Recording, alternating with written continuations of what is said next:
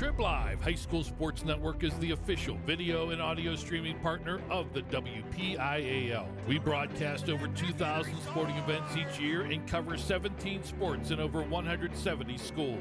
At HSSN, you'll find the latest in high school sports news, live and archive broadcasts, scores, standings, and much more. Trib Live High School Sports Network, your high school sports leader. All season, every season.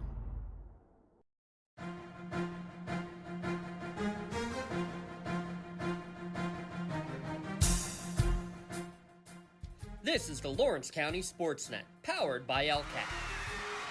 Heading back to Lawrence County. Your home for the County of Champions. Has it throw to first, and that's your ball game. Union has won its first ever WPIAL championship.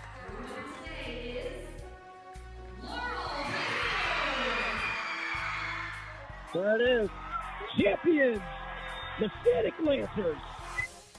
Strike three. The Union Scotties, golden once again.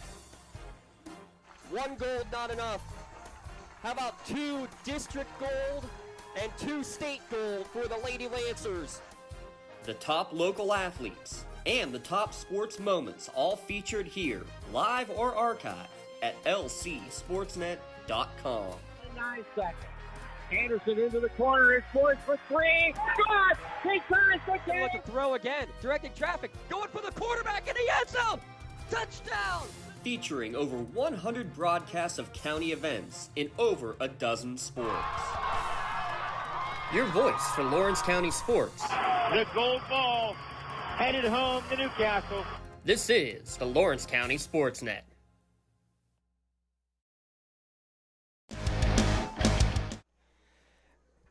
Coming to you live from the Leonard S. Rich Athletic Complex, Spartan Stadium, for tonight's Class 1A battle for first place in the Big 7 Conference as the Laurel Spartans host the Southside Rams. Tonight's broadcast on the Lawrence County SportsNet and Trib HSSN brought to you in part by Maley Chiropractic, by Luxembourg, Garbett, Kelly, and George, by The Red Zone, by R. Cunningham Funeral Home, by Medore Bonner Law, by the Crane Room Grill, by Pontius Insurance, by Michael Kirkwood Jr. and Castle Realty, by Penn Ohio Bottled Water, by Dorn Concrete, by Joseph's Marketplace, by Hatch Early Learning, by DNR Lawn Care, by Lawrence County Child and Youth Services, by the Tri-County Principals Association, by the Laurel Teachers Association, and the Lawrence County Community Action Partnership. A battle for first place. Laurel 3-0, Southside 3-0 in the Big 7 Conference. Glad you can join us here live or archived on the Lawrence County SportsNet, powered by LCAP. I'm James Dotson. Michael Kirkwood Jr. alongside for another chance to see the Spartans here tonight. Bub, both teams unblemished so far in conference play. Southside unblemished overall, a 7-0 overall record. Laurel at 5-1. This is going to be a dandy of a ball game in which a game you figure whoever wins in the trenches is probably going to have the upper hand here tonight. Yeah, that's right, James. Let's talk about crunch time. You know, we're heading down the stretch here, and both teams are looking to set up their postseason run here. And a win here tonight would go a big way towards seeing who's going to have that better posting for postseason. And you are certainly right, James.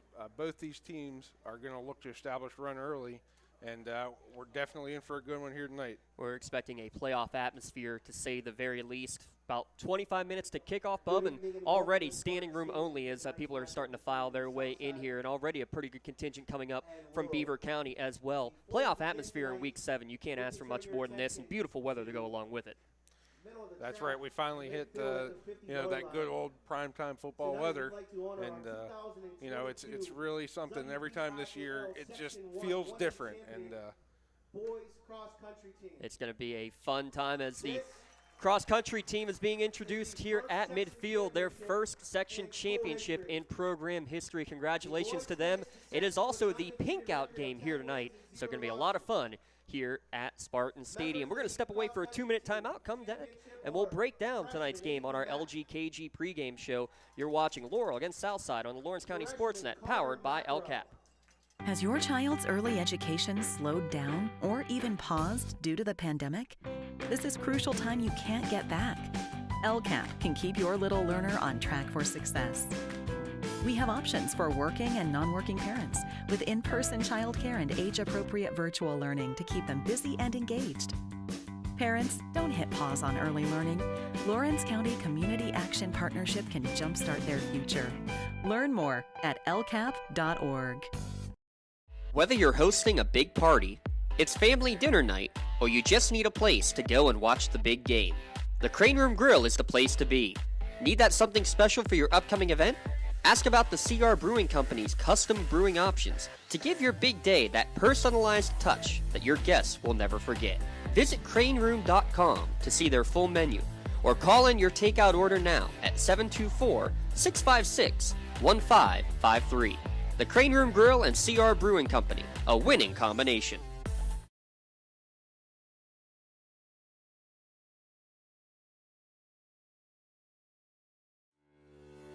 For 20 years, Melee Chiropractic has treated athletes of all ages to help them get safely back to the top of their game. Melee Chiropractic has 3 full-time doctors in their office, and all 3 are former area athletes who have had to battle injuries throughout their careers. They want to help you get safely back on your feet. But more importantly, help stop the injuries before they happen. Prehab before you rehab. Attention all high school student athletes.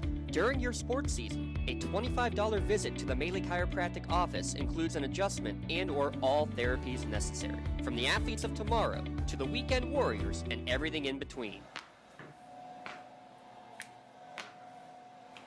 Let Melee Chiropractic keep you in the game. For more than 120 years, people have relied on Martindale Hubbell's preeminent rating to select their attorneys. If you've been involved in an automobile accident, you should do the same. At LGKG, we have been preeminently rated for over 40 years. This is our Luxembourg, Garbutt, Kelly, and George pregame show, a law firm of AV-rated attorneys and super lawyers. Let them guide you through the legal process. Luxembourg, Garbutt, Kelly, and George keeping promises for over 80 years. Kickoff about 20 minutes away here between the Spartans and the Rams. Let's take a look at tonight's game here, Bub. First for the Laurel Spartans. They've won 7 straight games against Southside, but, you know, history doesn't mean too much at this point. Currently ranked number 4 are the Spartans in the Trib Live High School Sports Network rankings. Southside currently ranked at number 3, definitely 2 of the top programs. The big question that Laurel had coming into this year, though, how do you replace a running back who is the all-time leading rusher in program history and a quarterback who also went over 1,000 yards last year in Kobe DeRosa? You lose Luke McCoy, you lose Kobe DeRosa. It doesn't sound great, but Laurel certainly found an answer in a hurry. Yeah, that's absolutely right, James. I mean, the short answer is obviously you can't replicate that directly. But Landon Smith has sure stepped up in a big way, rushing for 13 touchdowns and averaging 142 rush yards per game. He has 2 other Spartan ball carriers as well are averaging over 9 yards per carry on the year. That's a really explosive rush offense if you think about it. So Smith had 3 touchdowns last week, and Ben Hannon, his number 2 back, was over 100 yards on the ground as well. Yeah, it's a great 1-2 punch because you can actually throw Landon Smith into the slot at times when you bring Ben Hannon in. Just giving a different look sometimes like that has to be really difficult for a defense to have to make those adjustments on the fly and find out where that back is, find out where number 22 is on the field, right, Bub? Yeah, I mean, you're exactly right. You cannot go to sleep. You can't get lazy with your tendencies and what you're checking for, and forget to keep your edge or read your guy. So it's not just about the ground game, though. Laurel has shown the ability to throw it big time with quarterback Chase Tinsman.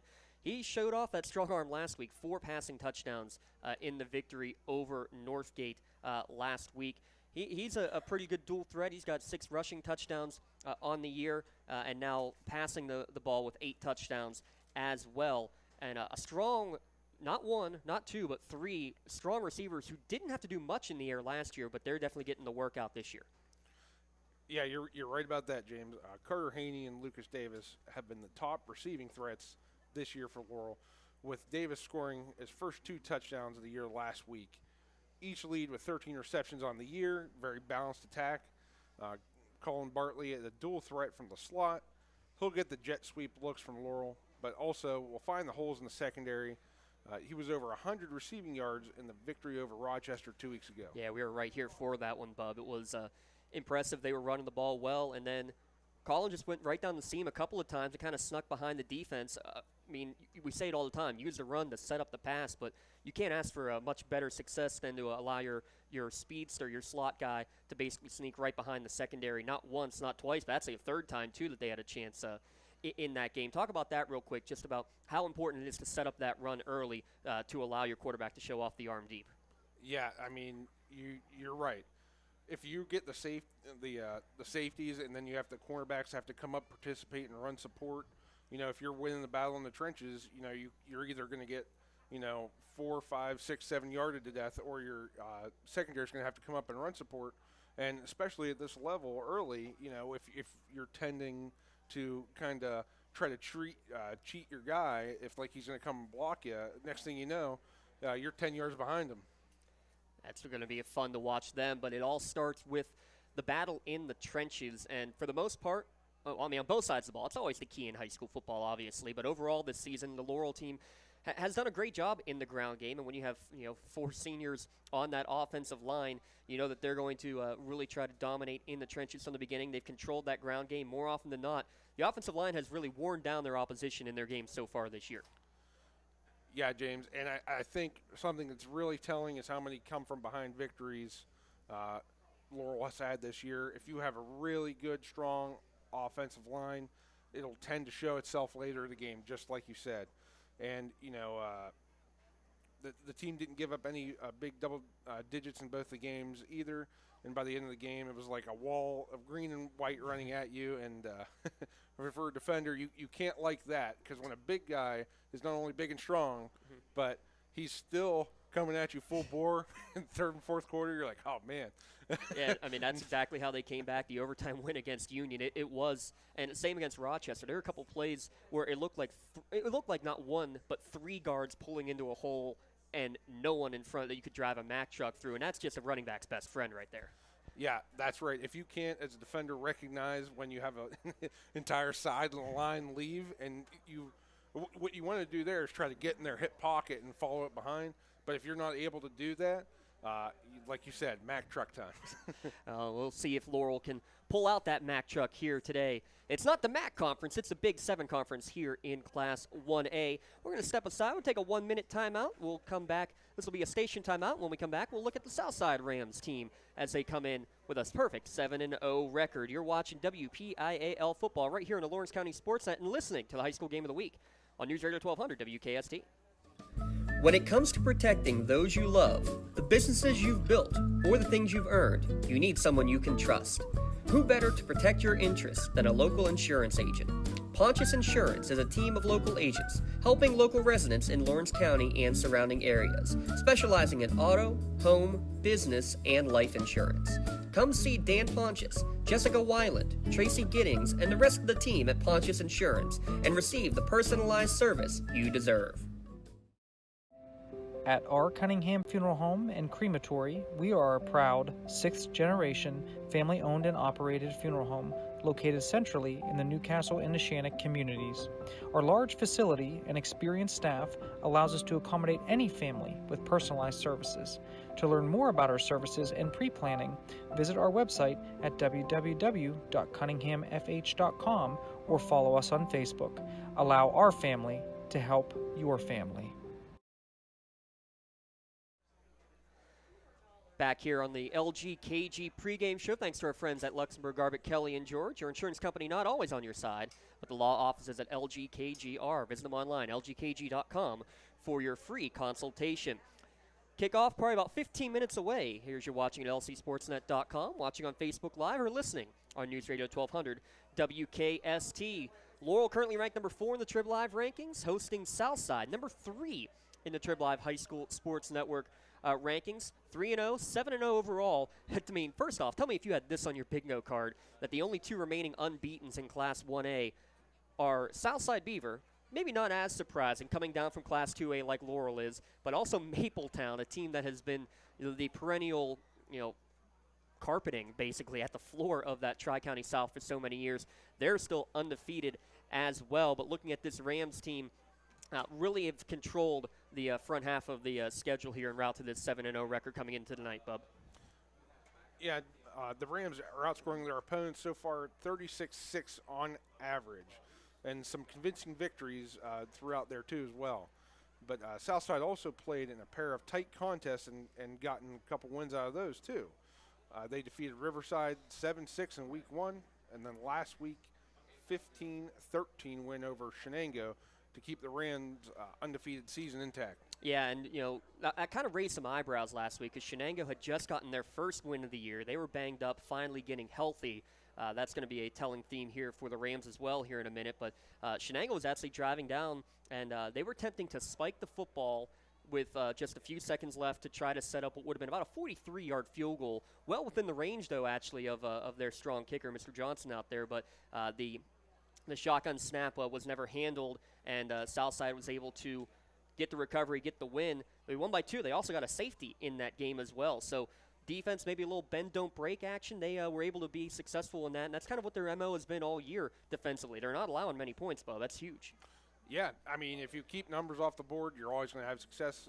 Giving up drives is one thing, but if you're able to keep teams out of the end zone, like you said, bend, don't break attitude, that's really huge there. Yeah, it was Slayton Williams who recovered that fumble. And overall, only 6 touchdowns allowed in the first 7 games. Very impressive there. I mentioned Williams, too. Not only that, the late fumble recovery there, but he had some success against Northgate on the defensive end as well. He's really getting it done in the trenches, both offensively and defensively, Bub. Yeah, about Slayton Williams. I believe it was against Northgate. Yeah, Northgate early in the year, he had a fumble return for a touchdown. Talk about making the big plays, right? Yeah, that's right. It was Slayton Williams who recovered the late fumble last week, and he also had a fumble return for a touchdown earlier against Northgate. Like you said, and it's a big Southside defense that has made big plays when they need to the most. And big plays is a huge difference maker for any team, especially at this level in 1A. Oh, and the other big difference maker is just being healthy. And most of the teams that we've seen in the county have been able to stay healthy. You mentioned Shenango lost 2 of their quarterbacks. They're both back. That's why they played so well last week. But you can say the same thing for Southside. They finally were getting healthy at the right time. Running the wing T, you need as many weapons out of it as possible. Parker Statler had missed a couple of games. He's back. He's one of the top options. But everybody, you need all bases covered. You need as many different options, both wingbacks, a fullback, and a quarterback. And it does start with that the fullback, Ryan Navarre there, Bub. Yeah, that's right. Mr. Navarre there, he scored a touchdown in 6 consecutive games this year. And you mentioned the wingback, Parker Statler, who leads the team with 8 touchdowns on the year. But it all starts with Brody Almashi. The senior quarterback has 7 rushing touchdowns, but the X factor is his passing ability. You can't sleep on his passing ability, James. Almashi has very efficient throwing the ball through the air this year with over 500 passing yards and 8 more scores throughout the air. Yeah, stopping the wing team never easy at all, Bub. I mean, especially when you do have to worry about the threat of pass out of it. And I mean, you can say that for Laurel too, not the wing T like they used to a couple of years ago. But both these quarterbacks, if you try to bring 8 or 9 in the box, they're going to burn you over the top. That's right, James. So the wing T is kind of like an old offense, and it's kind of some teams are going to transition, are starting to transition away from that old style wing T offense. Laurel transitioning 2 years ago away from the wing T. So it's one of those offenses where you really have to prepare kind of almost specially for it, and only having a week to turn around if you weren't able to mix it in at camp, some wing T looks, you're going to be hurting. And like you said, you can't cheat and put 10, 11 in the box because they're going to burn you deep. And all this makes for some potentially really good football tonight. I'm super excited to start seeing what these coaches and teams are going to dial up. Yeah, it is interesting because the wing T is starting to go away, but every year it feels like there's a couple of teams that if they run it effectively, so much misdirection, so much assignment football defensively especially. I mean, you look at McKeesport, a team that is dominating right now because they have 3 or 4 athletes. Yeah, you can spread them out and go all over the field, but when they run it and you have a smart quarterback making the right decisions as well, like a Brody Almashi, it just makes it so much easier for as a coaching staff to be able to put the reins into their quarterback and say, hey, go make the right read, go make the right play, and you have to then make one-on-one tackles, which Laurel has been very good at, but obviously one-on-one tackles against the wing T, very huge as well, right? Yes, absolutely, and you'll hear every defensive coach I've ever met say this, no plays off, and the wing T is designed to bite you when someone on your team takes one play off. You could end up easily giving up 6 points if you take that one blow of a play. You really have to stay with it, stay on your assignment, and play ready. And that wing T tends to highlight those fissures in your defense quickly. It's going to be fun to see the adjustments that both teams will make. Southside 7-0 overall. Laurel 5-1 overall. Both teams perfect 3-0. First place on the line, and also officially clinching a playoff berth for whichever team wins tonight. We're going to step aside, take another 1-minute station timeout. We'll come back. We'll take a look at the other games going on around Lawrence County and get you ready for kickoff between the Rams and Spartans. You're watching WPIAL football here on the Lawrence County SportsNet, powered by LCAP. In workers' compensation, my clients are oftentimes not receiving their wage loss. They're not receiving their medical expenses. LGKG, they come to us so that we can put them in a position to pay their bills. If we're keeping our promises, our clients are getting the justice they deserve. Contractors, the Department of Healthy Homes needs you. From small to large residential projects, you can help families live safer and healthier with the quality work you do. It's rewarding in more ways than one. Call LCAP's Department of Healthy Homes today.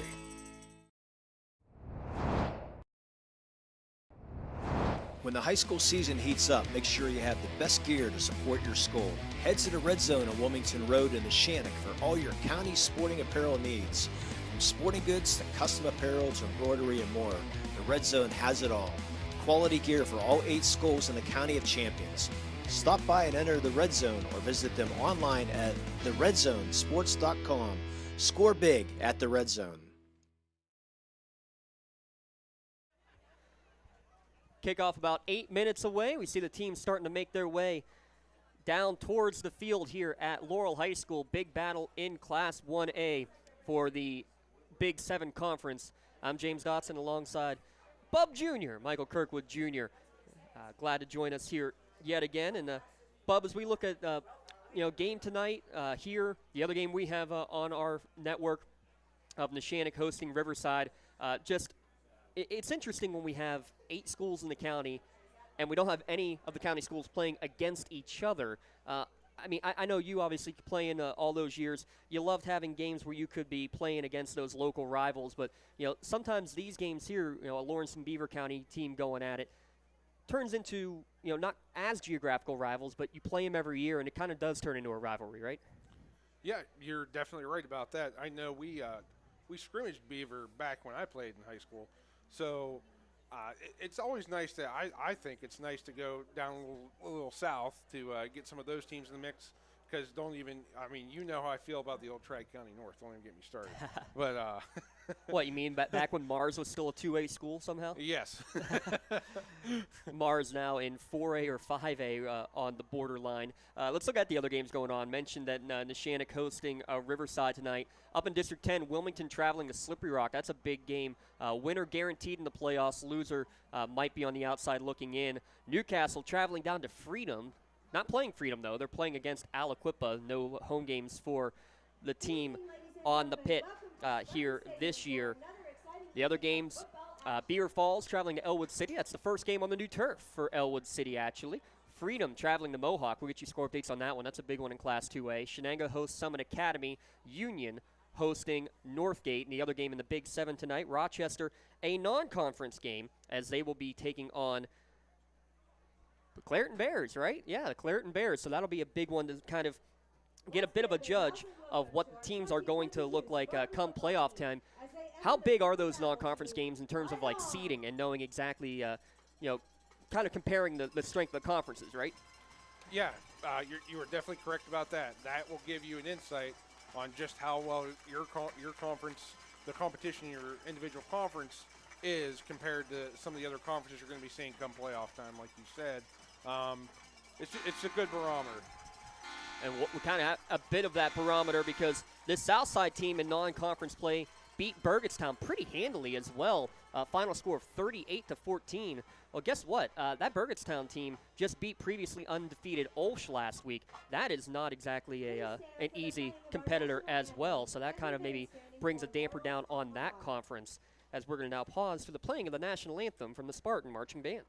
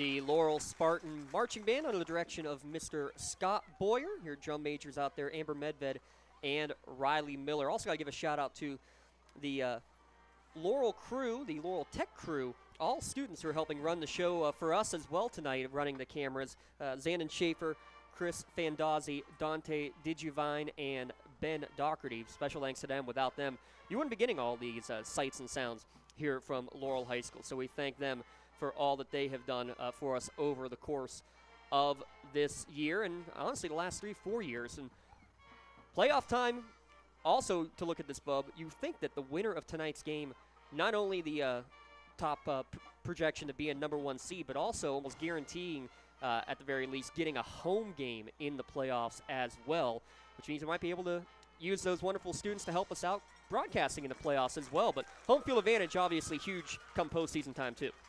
Yeah, whenever you can play your first at least couple playoff game or 1 or 2 playoff games at home, that is a huge advantage. Going on the road, never easy.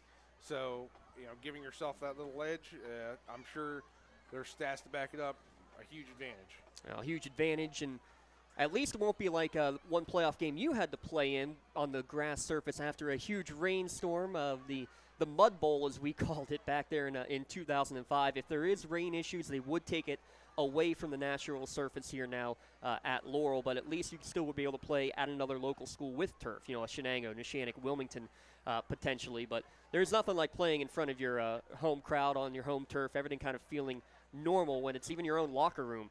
So home field advantage plays a big part. It's not like baseball with the last at bat, but being on your own home turf has to be a huge advantage all around. That's right, James. And just really quickly before I forget, yes, that game you mentioned, have you ever seen a bowl of Jell-O? Pudding. Yes. Chocolate. That was what they were playing on that night. But yeah, and James, one thing, don't sleep on the groundskeepers either, because right, if you're a little slower than the other team, you have home field advantage. I think he might be calling or forgetting to mow for a day or two, give an extra inch or so. So that way, slow down that run game. Laurel has received the toss, or has won the toss, excuse me. They will receive. Your captains out there for the Spartans wearing their all greens with the white numbers, white stripes, and white helmets. Captains out there were Chase Tinsman, as well as Ryan DiMuccio, Carson Allwert, and Brady Cooper. For Southside, wearing the white uniforms, white lids, and the black pants. Their captains were Parker Statler, as well as Alex Arrigo and J.D. Roy. I'm James Dotson, Mike Kirkwood alongside. Glad you're able to watch at lcsportsnet.com, listening on News Radio 1200 WKST. Dom Summers producing for us here this evening. Again, shout out to Zandon, Chris, Dante, and Ben working cameras for us tonight as well. Southside will be booning it away. It'll be Mateja Pavlovich to do the honors.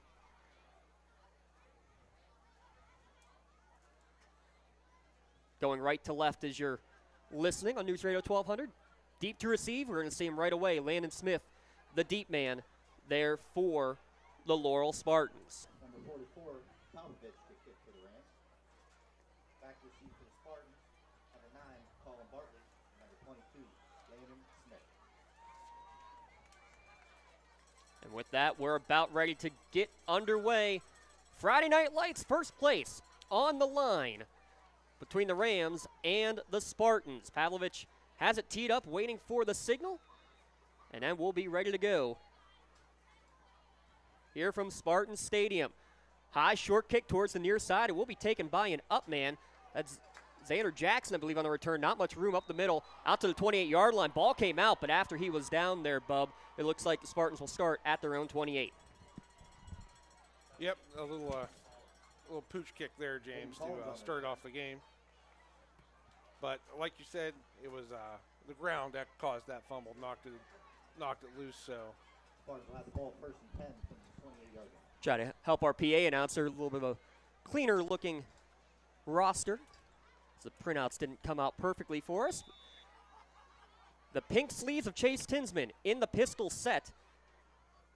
Getting ready for the start of tonight's contest. We'll get the full look at the starting lineups here after this first down play.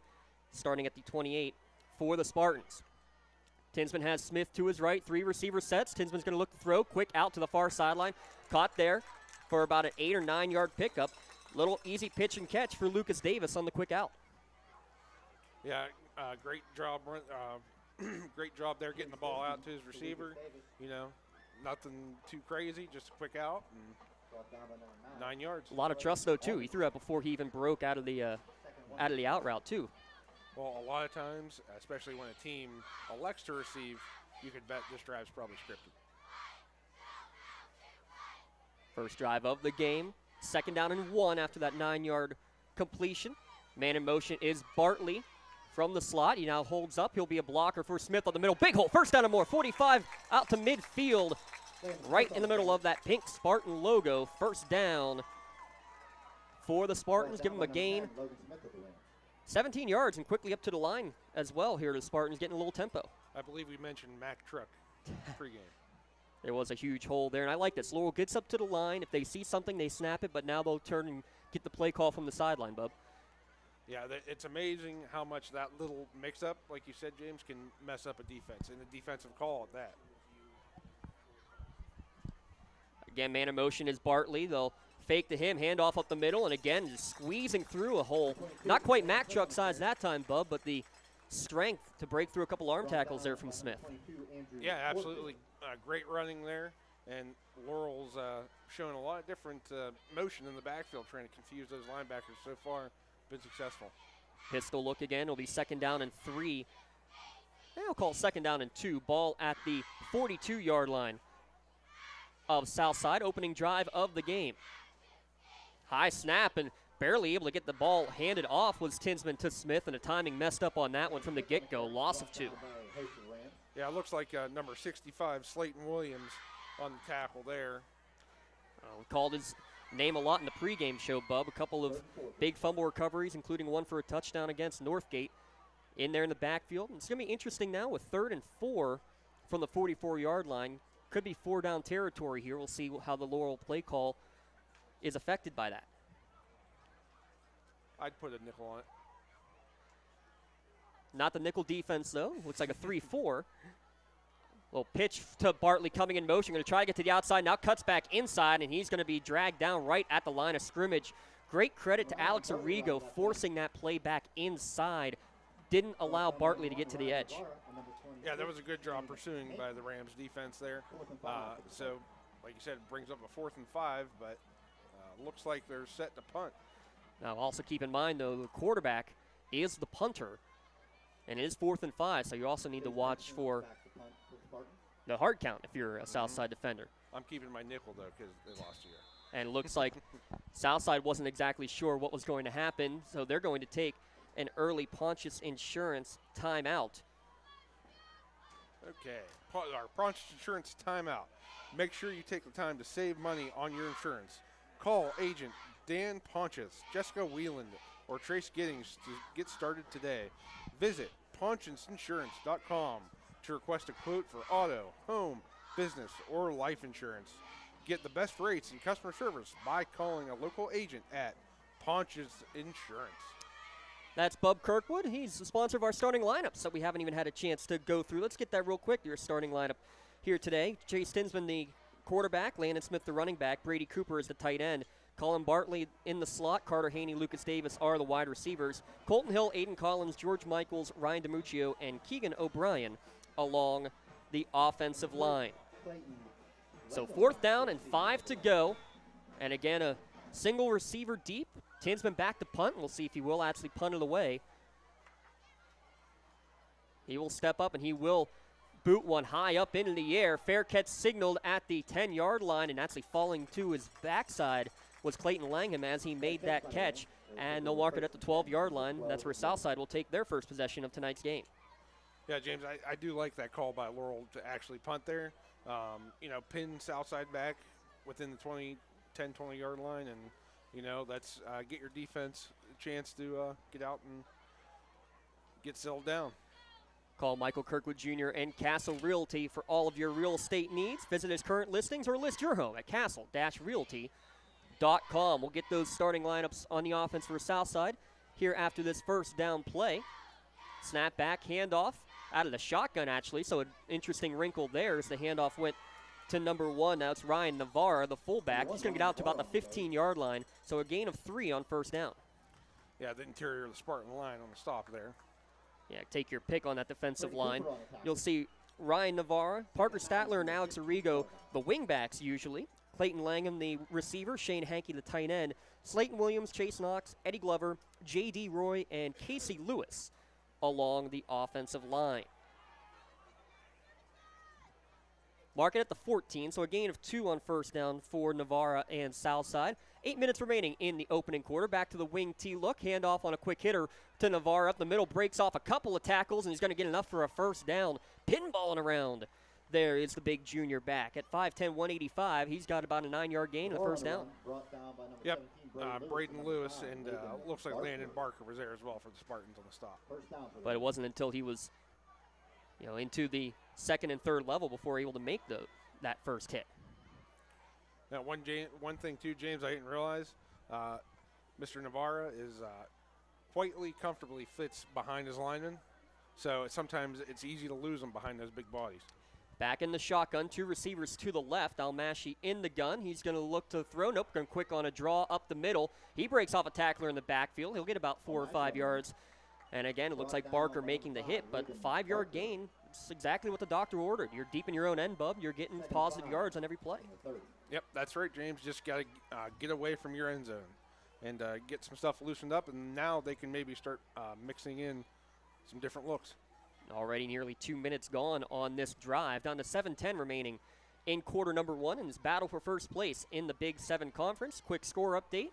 8-0 Union already on top of Northgate in Class 1A. We'll get you as many of those scoring updates as we can throughout the course of tonight's contest. Wing T look, but no fullback. They'll go jet sweep action from right to left. Handoff went to Statler, and he's not going to get too much on that far side. Good contain again by the Spartan defense to set up a third down and about 3 to go. I think that was George Michaels who got there from the Spartans, who kept the outside, like you said. But, yeah, big third down here. Let's see what the Southside Rams offer up here on 3rd and short. 2 runs for a fullback, 1 for a wingback, and 1 for the quarterback. Southside with 3rd and 2 coming up. We'll see if they do go to the air. Alex Arrigo and Clayton Langham are 2 receivers to the near side. 1 wingback, 1 fullback on 3rd and 2. Almashi under center, hands it to the fullback up the middle, and he's going to have enough for the first down. Drag a tackler for the extra couple of yards to move the chains. Yeah, Ryan DiMucci on the stop there for the Spartans, but what you really had out here, James, and I'm sure they probably showed that set before, was kind of like a sneaky trips look in order to, maybe add some confusion for that Laurel defense. And again, part of this, too, against the wing T, that quick hitter to the fullback is so dangerous because especially when you have the power and the speed from that fullback to be able to bounce off tackles. Right, and you can't forget about that slot guy right in front of you there, or else, Now a single wing look as they go on a jet sweep, and a great tackle on the far side for a loss. Looks like Collins coming up from the linebacker spot, Bub. Read that one perfectly. Yep, just what you need against the wing T. Get some good penetration there, stop them in the backfield before they have a chance to get at your line there. A lot of different looks, though, from this wing T. Traditional with a fullback and 2 wings. We've seen it with a fullback and 1 wing. That time it was both wings and the quarterback in shotgun. So they're showing all sorts of things, our coach Travel Piece and the Rams. Yeah, the offense is anything but simple. And, for this level of football, that causes defenses a lot of headaches. But sometimes on D2, you just got to pin your ears back and get some penetration. 4:50 remaining opening quarter. 2nd and 13, handoff up the middle. Navarra again fighting forward, breaking out of tackles across the 40, still fighting out to the 42-yard line. Great pickup. It's going to make this 3rd and very manageable. We're going to call it 3rd down with about 5 to go. Yep, we'll see what they go to this time, James. Navarra already 4 carries for 25 yards, 8th play of the drive coming up, and they've all been on the ground. This is part of the reason why Southside's defense has been so stout, is because the opposition's not on the field very much. Yeah, there's something to be said about that. The slow grinding offense, chipping away. As long as you're getting your first downs, it's great for your D. Hard count, and Laurel jumped into the zone. It was 3rd down and 5. It's going to depend on, was it 4.5 or was it 5.5? First penalty of the game. John Yerridge and his crew out there as they mark it off. We'll wait to see if it is enough to move the chains, and it looks like they will. They're going to take a look, yeah. Yeah, they will bring the chains out to see exactly where it is. So first penalty of the game goes against the Spartans as they bring the chain gang out. I want to give a shout out to our friends at Penn Ohio Bottled Water. Give Penn Ohio Bottled Water a call for your home or business bottled water delivery, ranging from your standard 16-ounce bottles to 5-gallon jugs. Let them do the lifting and bring refreshing water straight to your door. We'll get you some more score updates, courtesy of the Crane Room. Big shout out to them and all they've done for us. Grab a seat at the bar, the dining room, maybe not on the loft at this time of year, or outside on the patio. There's plenty of room for you at the Crane Room. They bring the chains out, and it is enough for a first down. So by way of a penalty, third first down of this opening drive for Southside. It began at their own 12-yard line. They're not even across midfield yet, Bub, but they've already run 7 plays and run about 4.5 minutes off the clock. Yeah, when these run-heavy offenses, it's amazing how much air you take out of the football when you're getting those first downs with 3-4 yard hits. Shotgun direct snap, Almashi, big hole across midfield, first down and more to the 40 and dragged down from behind at the 34-yard line. If the tackle isn't made there by Collins, that was reservations for 6. Yeah, that was, when you have a quarterback who can run just like a running back, it opens up a lot for your offense. And I'll tell you what, it's really hard to account for that extra defender when you're over there like that. And we'll see here what they dial up this time. Still yet to go to the air, right?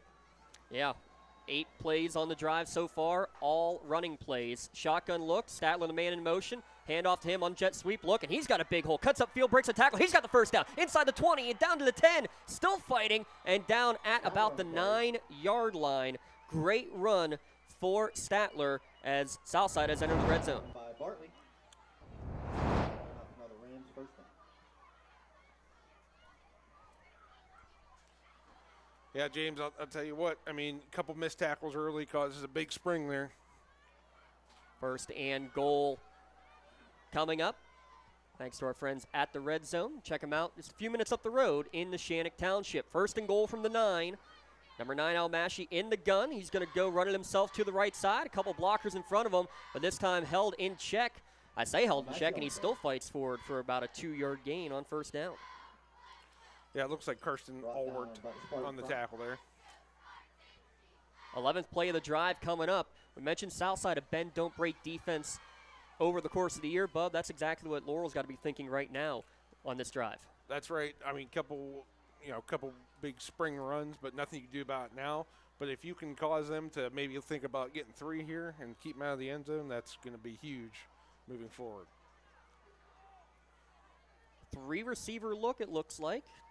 Man in motion from right to left. Zarigo. Ball on the ground. It's a muff snap, but falling back on it is Almashi before Karsten Allwork could come. He was trying to get his second fumble recovery of the year. It's the first negative play for the Rams. It's going to be 3rd and goal from the 11. Yeah, sometimes that motion in the backfield in front of the center can get you just a little off your timing. Plus, now with the little bit of a chill out, your fingers aren't as warm. And it can cause some muff snaps. Gets a little bit of dew as the night goes on here tonight as well. A good job by Almashi just to fall back on the football. We're down to 1:30 remaining in the opening quarter. This is still the first drive of the game for Southside. We'll see if they go to the air for the first time on 3rd and goal from the 11. Arrigo, man in motion, fake to him, rolling out to his left is Almashi. He does throw one towards the back of the end zone over the top, and it's going to be just a little bit too far away out of the outstretched hands of the tight end, Shane Hankey. Yeah, good coverage there from a Spartan defender. I couldn't really see who it was, but really good. Was right with his man there. Almost a perfect pass. That was Colin Bartley on the coverage there. Yeah, good job to recover going back, and it looks like it'll be a field goal attempt coming up for the Rams. It'll be about a 28-yarder, and it's going to be Mateja Pavlovich to do the honors. He does not have a field goal conversion on the season. Alex Arrigo to hold. 27 yards officially. Snap is high, it's down, kick is up, and it is just inside the right upright. So a 13-play scoring drive ends in 3 points. Southside on the board first. We'll step aside, be back in a moment. You're watching at lcsportsnet.com and listening on News Radio 1200 WKST. Looking to buy, sell, or rent in Lawrence County? Get Realtor Michael Kirkwood Jr. in your starting lineup today. Michael Kirkwood Jr. of Castle Realty caters to buyers, sellers, and renters of Lawrence County and the surrounding areas. Call Michael Kirkwood Jr. at 724-301-1482 today. Check out his current listings or list your home at castle-realty.com. People you know, people you trust.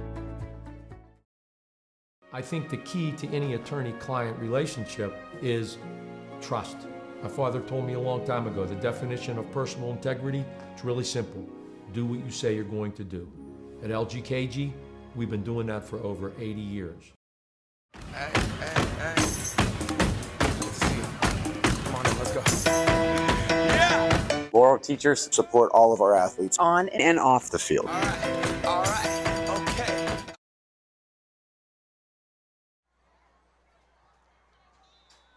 Get ready to kick it off here with a 3-0 lead. After the 27-yard field goal, Pavlovich low line drive kick again was going to be taken by an up man. Good scoop by the deep man, Landon Smith. He's got a nice lane down the near sideline. Good return out to about the 37-yard line. Yeah, that was that was a close one there, James. He was able to wrangle it in there from that awkward bounce. Your Joseph's Marketplace drive summary, that was a 13-play drive. Went from the 12 to the 11. So that's, 80-plus yards. We'll get the exact number in a minute. Ending with a 27-yard field goal from Mateja Pavlovich. Second possession for the Spartans. Going to go pitch to the outside. The Smith cuts up field, but man, a big wall of white jerseys. That defensive front has been stout so far for the Rams. No gain. Yeah, good play recognition there from the Rams. They were able to see that pitch early and recognize it for what it was and get out and make the stop for a short gain. I guess they will give a gain of 1 on Smith's 4th carry of the evening. Spartans will look to the sideline. Less than a minute to play here in the opening quarter. By the way, that drive for Southside as well, 7.5 minutes off of the clock.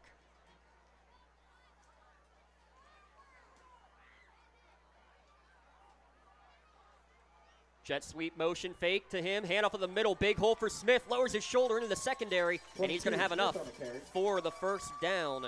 9-yard pickup, exactly what he needed. Second first down of the game for the Spartans.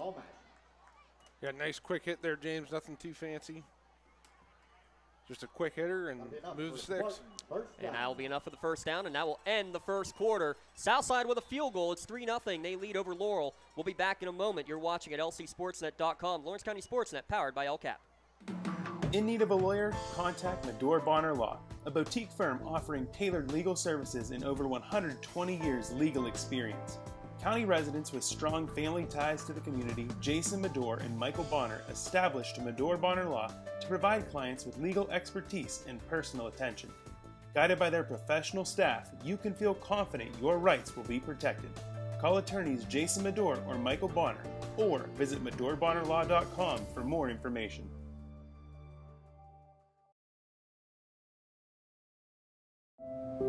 Are you looking to make a difference? Well, here is your opportunity. Lawrence County Child and Youth Services is looking for compassionate foster parents now. If you are over the age of 21, in good health, and wanting to help a child in need, we're in need of you. Receive free training and compensation by becoming a foster parent. Call 724-658-2558 and let Bill, Brooklyn, and Heather get you started. Make a difference and become a foster parent today. Second quarter about to get underway. Laurel with 1st and 10 from their own 47-yard line. They trail Southside 3-0. A 27-yard field goal. First field goal of the year for Pavlovich of the Southside Rams, capping off that 12-play scoring drive. Cooper's going to go in motion. Now will return to his spot as the H-back on the left side of the line. Tinsman gets the shotgun snap, looks on the quick out, again finds Davis on the far side, makes a man miss. He's got the first down inside the 40 before he's finally shoved out of bounds. Second catch of the game for Lucas Davis. Yeah, nice hard throw out there to hit Davis. And I'll tell you what, that was a first down. That was a well-thrown ball, but he almost ran out from under it. He did the job, though. 15th catch of the year now for Davis. Had his first 2 touchdowns of the season last week in the win over Northgate. Northgate in Lawrence County tonight. They trail Union 16-0 early in that game. Neshannock with a 7-0 lead over Riverside in the other game you can watch at lcsportsnet.com. Handoff out of the gun. Smith trying to break to the outside. He's got some room to the 35, to the 30, and dragged down by the ankles at the 26-yard line. It'll be another Spartan first down. 3 straight plays, moving the chains. I'll tell you, James, that was a great piece of running by Mr. Smith there. He didn't cut it up too early. Sometimes it's, it tracks you. It's almost like you want to go hit the defense, but he did a good job staying and getting that edge on the outside for the big game. Spartans matriculating the ball down the field. They mark it at the 25-yard line. Is that the word of the day? Sounds good to me. That's definitely how you can describe Southside's first drive, a 13-play scoring drive. Handoff again for Smith up the middle. He avoids a couple of tackles. He's inside the 20-yard line, down at the 19 for a gain of 6. 7 carries, 52 yards so far for Landon Smith as the Spartans enter the red zone. Ryan Navarro. All right. So, the Spartans have entered the red zone. Make sure you stop by the red zone on Wilmington Road in Neshannock for all your county sporting apparel needs, sporting goods, custom apparel, embroidery, and more. Spirit Sales can help raise big money for your organization. Fill out a form. The Red Zone does the rest. Visit them online at theredzonesports.com and see how your group can score big at the Red Zone. Including lots of pink out gear, Bub, as well. Second down, not much room this time for Landon Smith.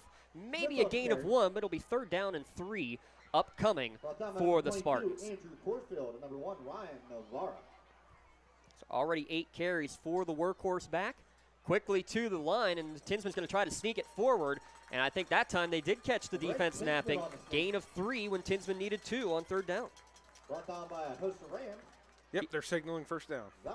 First 3rd down conversion for the Spartans. And Tinsman kind of looks like Big Ben when he gets under center, can kind of just lean forward and use the big body to get the first down. 6'2", 205-pound quarterback is Tinsman, and one of the many wrestlers on this Spartan team. Yeah, you put the wrestling workouts to good use there. Bartley again in motion out of the slot. They'll hand it off to Smith up the middle, though. Big hole, inside the 10, inside the 5, in the end zone. Spartans in the lead. Landon Smith, his 14th total touchdown of the season. And they have gotten injured in the celebration with Chase Tinsman. He gets to his feet, gives a little laugh because his Spartans are now up 6-3. Yeah, I mean, that was a great play design there. Some misdirection in the backfield to keep the linebackers on their heels. That was just gave Mr. Smith enough of the edge there to get in that end zone before they really even knew what happened.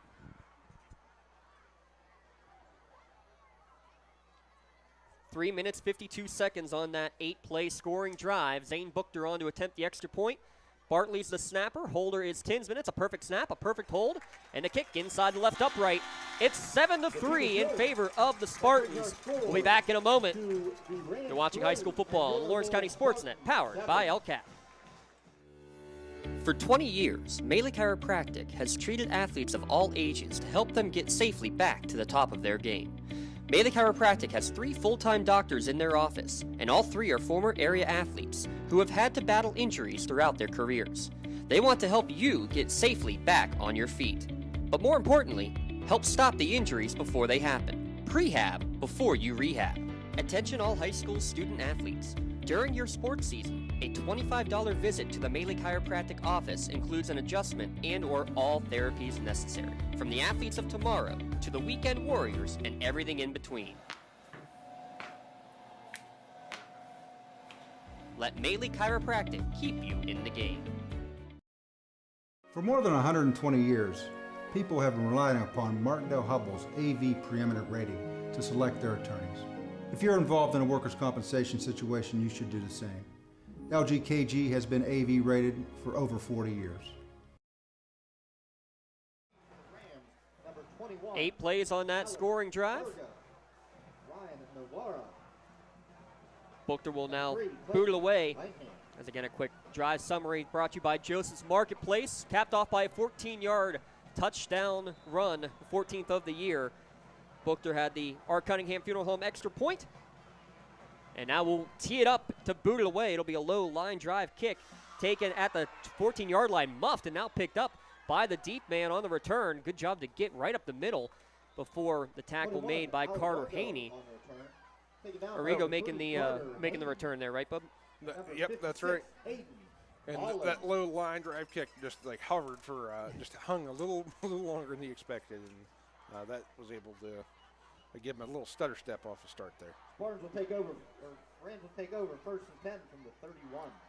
Now it'll be interesting to see, do they stick with grinding offense, or do they try to throw something in now down? Well, only one pass attempt, and that was when it was 3rd and goal from the 11 for Brody Almashi, and they're going to get looks like a new ball brought in from the Rams sideline as they'll start 1st and 10 from the 31-yard line. We'll take a look at the Spartans starting defense, as it was a tough time to get a chance to look at those Spartan defenders on the first drive. Shotgun look for Almashi on 1st down. He'll go run right up the gut, moving the pile out towards the 35-yard line. Good gain of 4 yards on 1st down for Almashi. Yep, nothing too special there, just designed run. You wonder, Bub, how much shotgun have you seen on film if you're the Laurel defense looking at this Southside offense? I mean, the shotgun has been pretty effective here in the early going. Yeah, it's a good mix-up. If they haven't showed that tendency yet this year, it's a good mix-in to get those, the defenders thinking something else besides their assignment, especially if they weren't prepared for it. 2nd down and 6 to go, 8:30 remaining in the first half. A quick-moving first half when you have two teams running the ball as well as they are. Jet sweep action, Statler nowhere to go. He's hit immediately on the play. I believe that was number 53, right? Yep, that was George Michaels on the stop there. Did a great job. Hung that edge on the end and was able to get the stop. George Michaels, Carson Allwork, Colton Hill, and Ryan DiMuccio on that defensive line. You see Laban Barker, Carter Haney, Aiden Collins, and Brady Cooper, the backers. Colin Bartley, Braden Lewis, and Landon Smith in the secondary. There's your starting defense for the Spartans, brought to you by Michael Kirkwood Jr. and Castle Realty. Give him a call, 724-301-1462 for your residential or commercial properties. But wait at least a couple hours, folks. He's a little busy sitting here to my right. 3rd down, 7 to go after that loss of 1. Keeper for the quarterback up the middle, and he's not going anywhere. Made the first man miss, but a couple of Spartans ready to knock him down. Taken down by Brady Cooper. Yeah, great job there by the Laurel D. Now we got, looks like the Rams are going to punt. Yeah, it's going to be a 3 and out, and that is a huge difference after a 13-play scoring drive on the first one. 13-play, 77-yard drive that ended in a field goal. The Laurels made a couple quick adjustments already. Now Smith standing at his own 35-yard line awaiting this punt. Late arrival coming on the field for Southside as they get ready to boot it away. Snap is back, no rush. It's going to be an end-over-end kick, and a good one. It's going to bounce at the 32-yard line, but basically go straight up and down, and will be downed there by Ryan Navarra at the 32-yard line. So with 6:54 remaining in the first half, Laurel with a 7-3 advantage. Well, I'll tell you what, it looked like it was a nice job by the whoever was the Rams punter there. He counted his up men and was able to see that there was one short. Made sure he got the full 11 on the field, right? Mm-hmm. It's amazing how hard it is to play when you're down a player. Coming up at the half, we'll have the Ram Marching Band and the Spartan Marching Band, their full performances. We'll also have our Trib Live High School Sports Network halftime show, taking a look at some of the latest college commitments from the WPIAL on the football season. Direct snap for the quarterback, and Tinsman's going to be hit right at the line of scrimmage for no gain. By the way, just heard a baseball commitment was just sent to us. Congratulations to Andrew Fry. Bubba's going to be going and playing ball at Slippery Rock after his senior season this year for the Lancers. Trips to the left, 2nd down and 10 as we approach the midway point of the second quarter. Spartans with the 7-3 advantage. We'll also get you as many score updates as we can from across the area. Quick screen to the far side, caught near the line of scrimmage, fighting forward, really through traffic well. The 3rd catch of the game for Lucas Davis, but he's only going to get about 3 or 4 yards. Yeah, it was a good job to get north and south by Davis there after he caught that pass, but nothing too much given up there by the Rams defense, so we have 3rd and about 6 now. Yeah, good focus. You're right there with all that traffic, but it does make this a very manageable 3rd down now at 3rd down and 6. Whole playbook open, you think, or are they going to go to the air, Bub? You have the entire playbook right now. In the gun, rolling to his right is Tinsman. Steps up on the far out. It's going to be coming back to the ball. Great catch, great reaction by Carter Haney. Adjustment in the air to make the catch across midfield for a huge gain. I mean, that's the kind of pass you can throw there when you have to respect Tinsman's arm and know that he can go deep. You really can't stop a great hitch route like that from working. And how about that, too? Again, a ball thrown before Haney comes out of his break, makes the adjustment after he finds it, and just, that's almost Tinsman throwing it in an open area and saying, hey, my big receiver out there, you 6'3", 190-pound receiver, go make a play. Yep, that's right. And like you said, trusting that everyone knows the assignment and the routes.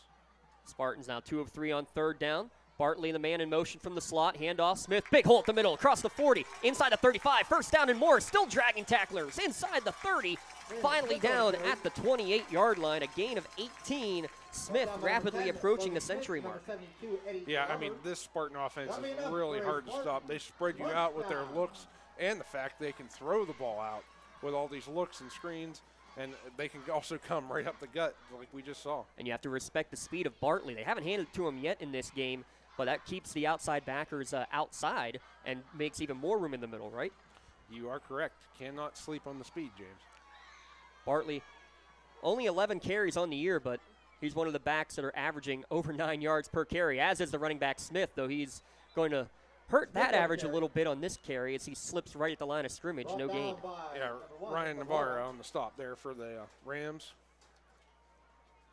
Something we didn't get a chance to mention, Bub, the senior leadership. You lost a lot of seniors last year for the Spartans, but how about this? 10 starters on offense and 10 on defense are seniors for this Laurel team.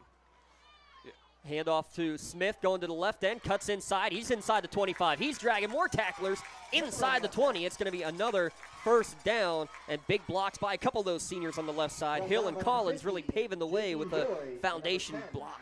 Well, you know how I gave Mr. Smith props earlier for keeping it out when he needed to?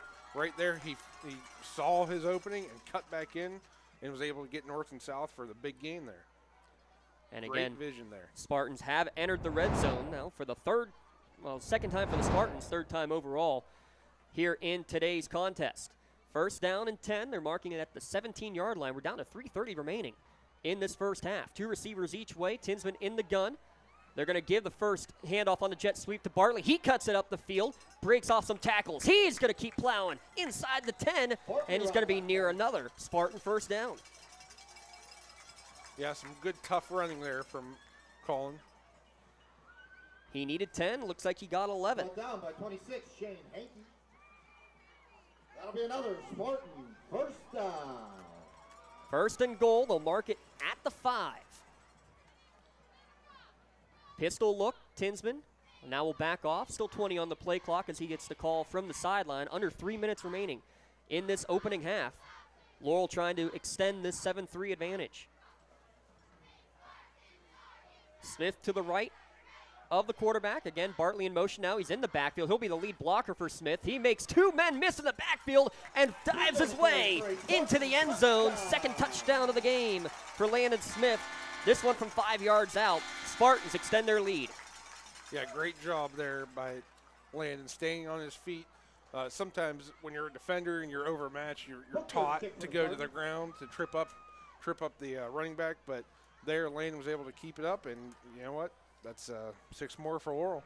And another great job there, great drive for him. Yeah, another 8-play scoring drive. On to attempt the R. Cunningham Funeral Home extra point is Bookter.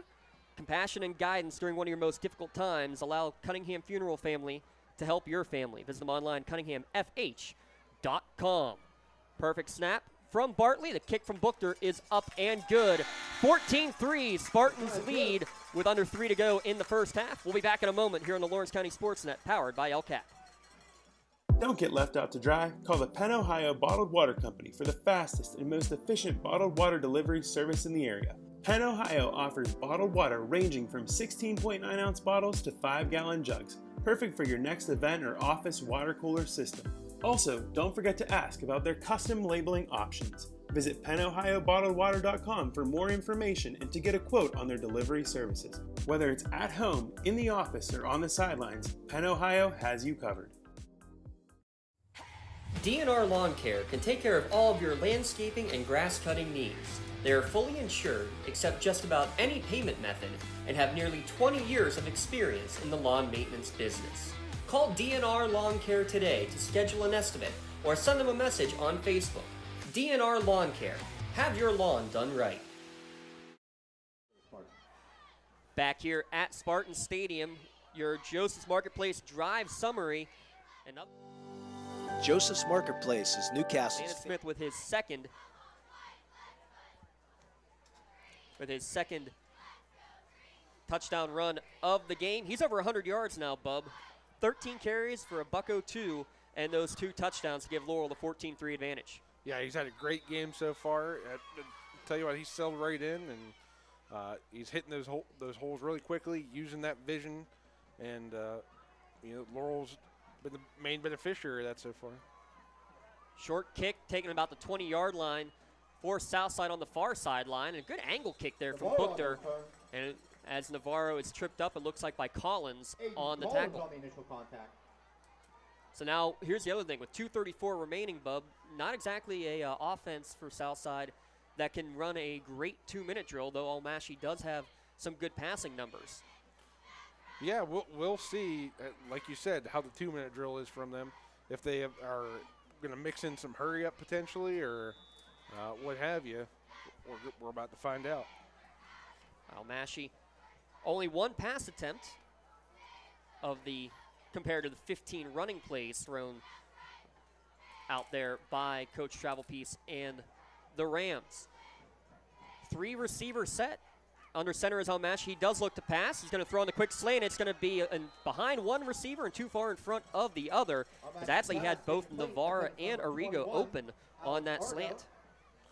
Yeah, they both had Spartans in their hip pockets, but yeah, I'm not sure who it was to, but they were both kind of open. But he kind of missed both. Yeah, but behind the inside receiver, but a little bit too far in front of the second man. So 2nd down and 10. We're down to 2:30 remaining in the first half. 2 timeouts remaining, by the way, as well for Southside. In the gun, and barking out the orders is Brody Almashi, the senior signal caller. Brings a man in motion. Fake to him. He's going to be the lead blocker, trying to cut it to the outside. He breaks away from a couple of tackles and then fights forward out to the 35, maybe the 36, before he's upended. 5-yard gain, clock winding to 2:15 remaining. Yeah, it looks like Brody came down a little awkwardly there.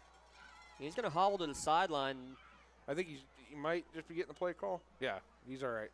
I wasn't sure if that was the trainer starting to walk out, but it was Coach Travelpiece just checking in and giving the play call. 3rd down and 5 to go. Under 2 minutes to play now in the first half. Big 3rd down for both squads, and back to the traditional wing tee is Almashi, and again, changing the play at the line, it looks like. Brings Arrigo in motion. Rolling out to the right is Almashi. Throws on the run. He has a man streaking open across the field. Caught at the 45-yard line. Knocked out of bounds with a 1st down is Parker Statler. That's his 12th reception of the season. The leading rusher, also the leading receiver for this team. Right at midfield, big conversion.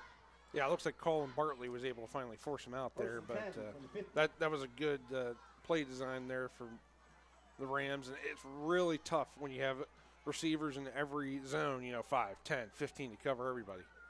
And gets out of bounds to stop the clock with 1:40 remaining. in the first half.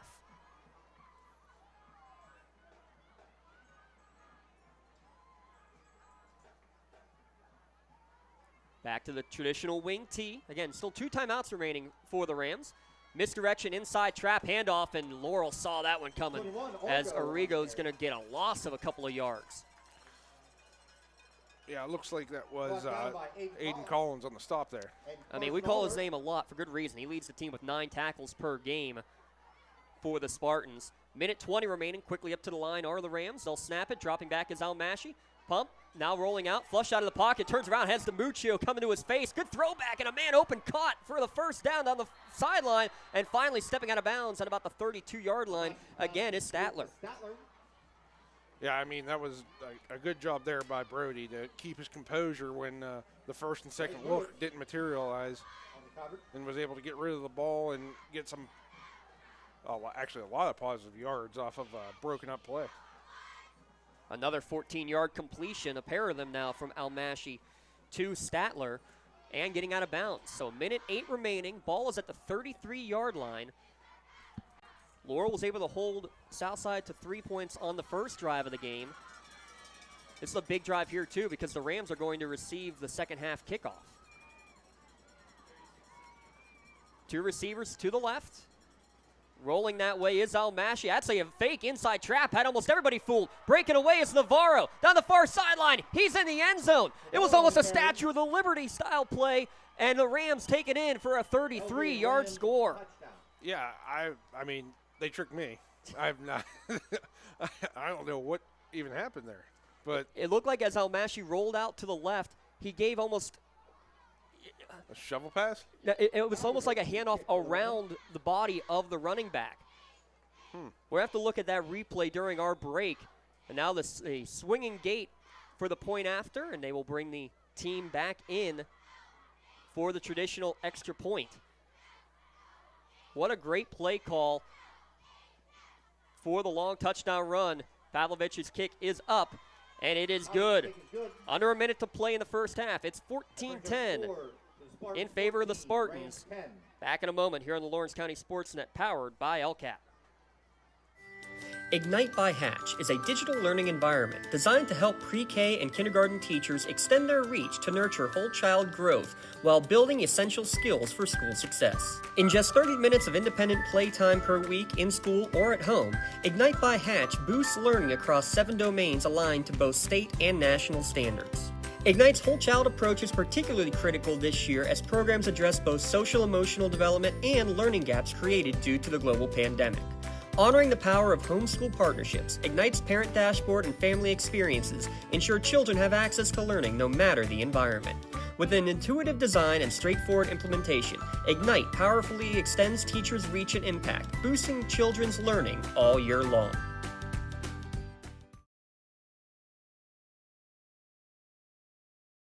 For more than 120 years, people have been relying upon Martindale-Hubbell's AV preeminent rating to select their attorneys. If you're involved in a workers' compensation situation, you should do the same.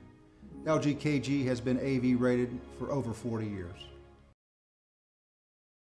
So we just checked out the replay of that touchdown run. We'll describe it here in a moment. 14-10 as Pavlovich boots it away. Bouncing ball going to be taken by Bartley at the 14-yard line for Laurel. Room up the middle. He's got big room now across the 35 to the 40. One man to beat, and he's going to be dragged down from behind at the 43-yard line. 53 seconds remaining. Laurel has 3 timeouts left, so we'll see what they do. But first, Bub, after watching the replay, just a great design and great misdirection on that play.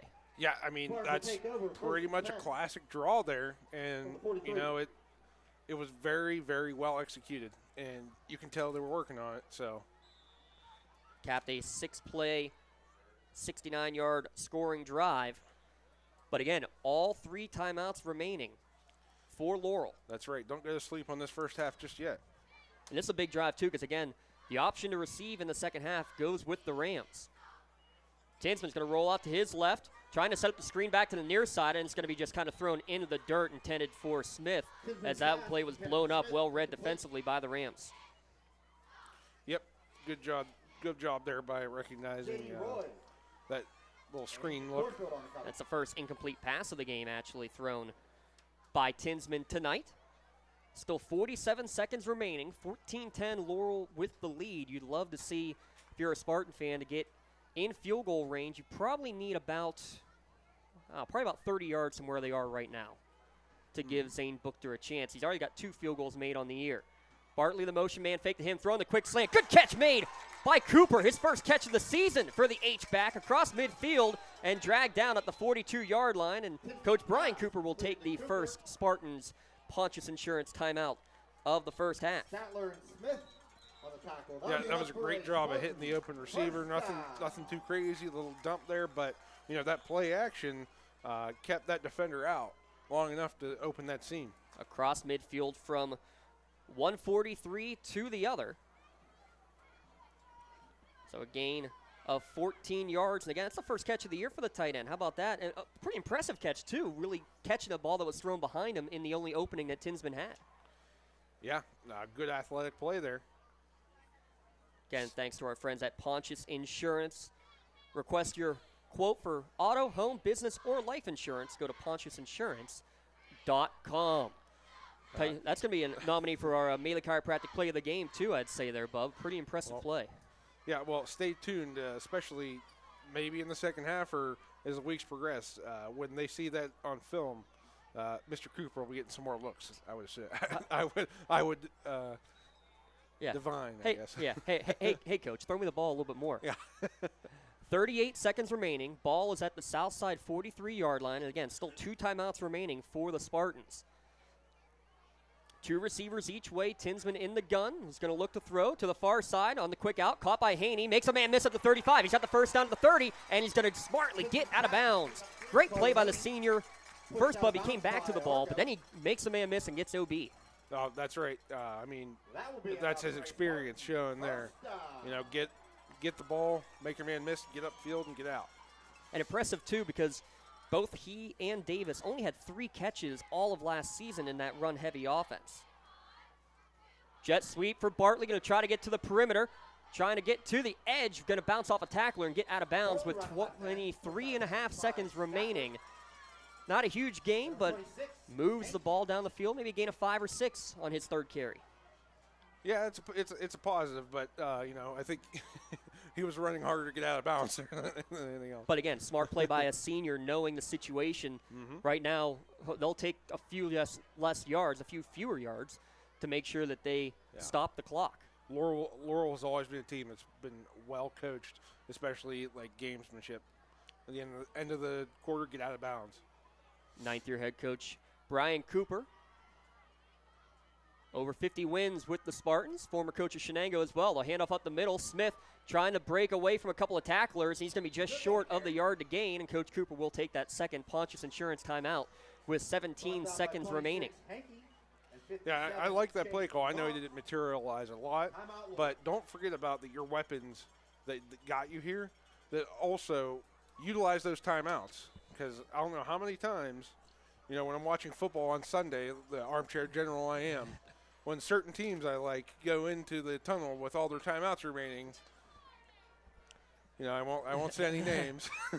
I think we all know who you're talking about. Well, I'll tell you what, if you have bleacher back from being at all these games, or if your back is just broken as you're having to get up and out of the chair yelling at that team that will not be named on Sundays, well, maybe you should give Melee Chiropractic a call to help work with some of those back and neck pain. Call doctors Mitch Maley, Chris Argero, or Kelsey Bowser. They were voted best of the best chiropractor in Lawrence County. We thank them for their continued support. Yeah, I'm having some back and leg issues. I'll have to give Dr. Argero a call.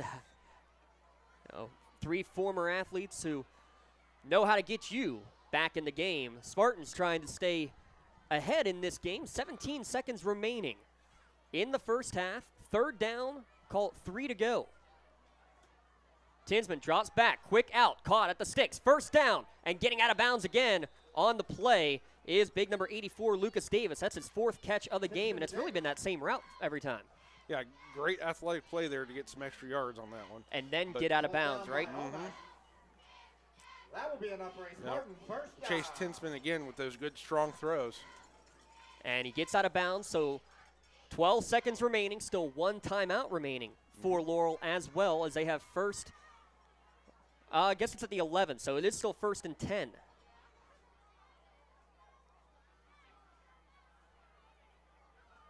In the gun, Tinsman now looking to his right. Pumps, no one open. Now rolls out, throws towards the near sideline. That's just really a throwaway. Nearest target out there is Carter Haney. Incomplete. Statler on. Yeah, that was smart there. Just get rid of the ball. Nothing too crazy. 6 seconds left, so now the question is, if you run a play here, you have to make this a quick hitter, and I think Coach Cooper is going to say, let's just take the points right now. They're going to bring Zane Buchter out to attempt the field goal. Ball will be on the left hash. We'll see where they mark it. Buchter will be attempting, we'll call it a 28-yard field goal, and I like this. Don't give any chance of rushing it out there, as there's about 10 seconds on the play clock. Laurel will take their final Pontius Insurance timeout. 28-yard field goal attempt coming up for Zane Buchter to try to make it a 7-point halftime advantage.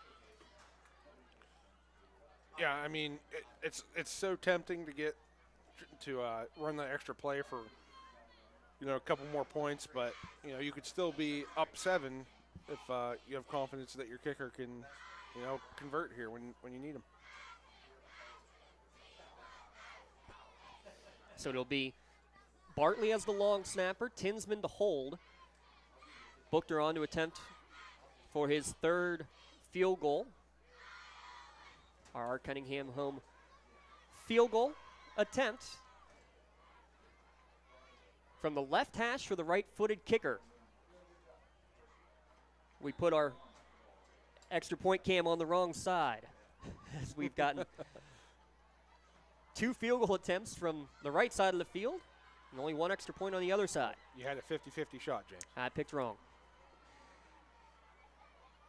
The snap is back. It's good. The kick is up. A low line drive, and it is off to the left. No good.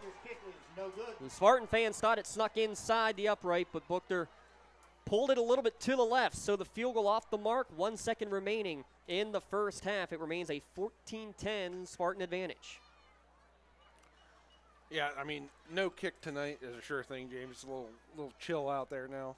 So, just outside the upright.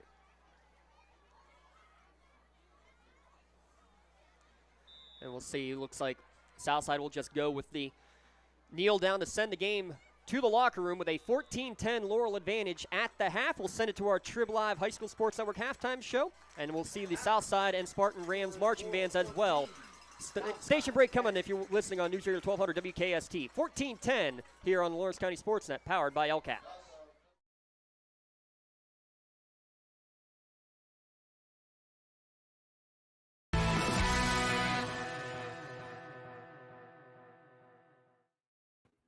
Week 7 edition of the halftime show on the Trib Live High School Sports Network. Don Rebel along with Chris Harlan. The stretch run is upon us. Over the next couple of weeks, we'll be looking ahead, talking about playoff scenarios as we get closer and closer to the march to the North Shore, the march to North Huntington of the WPIAL playoffs 2022. Now, however, in this edition of the halftime show, we're looking a little further ahead, like as in years ahead. Well, not that far, but nonetheless, it's time to talk recruiting. And one of the men who really has a great following on recruiting year in and year out, not only in this area, but throughout the Commonwealth, is my partner, Chris Harlan. Chris, before we talk about this class of 2022, we were sort of talking a little beforehand about how, recruiting has changed. There's now 2 official signing days instead of 1. We've had that for a few years now, but also the change of the transfer portal on the college level, and how maybe it's taken a little bit of steam out of recruiting, but you brought it to a different angle that I thought was interesting, in how the portal may be affecting high school recruiting. Yeah, it's not good for high school recruiting, that's for sure. Because I think what you see is, maybe going into a year where a college thinks they have a certain number of spots at a position. Maybe a team needs 4 linebackers. So they're out there recruiting 4 linebackers. But then along the line, they get a few transfers in. That starts taking away some roster spots, some scholarship.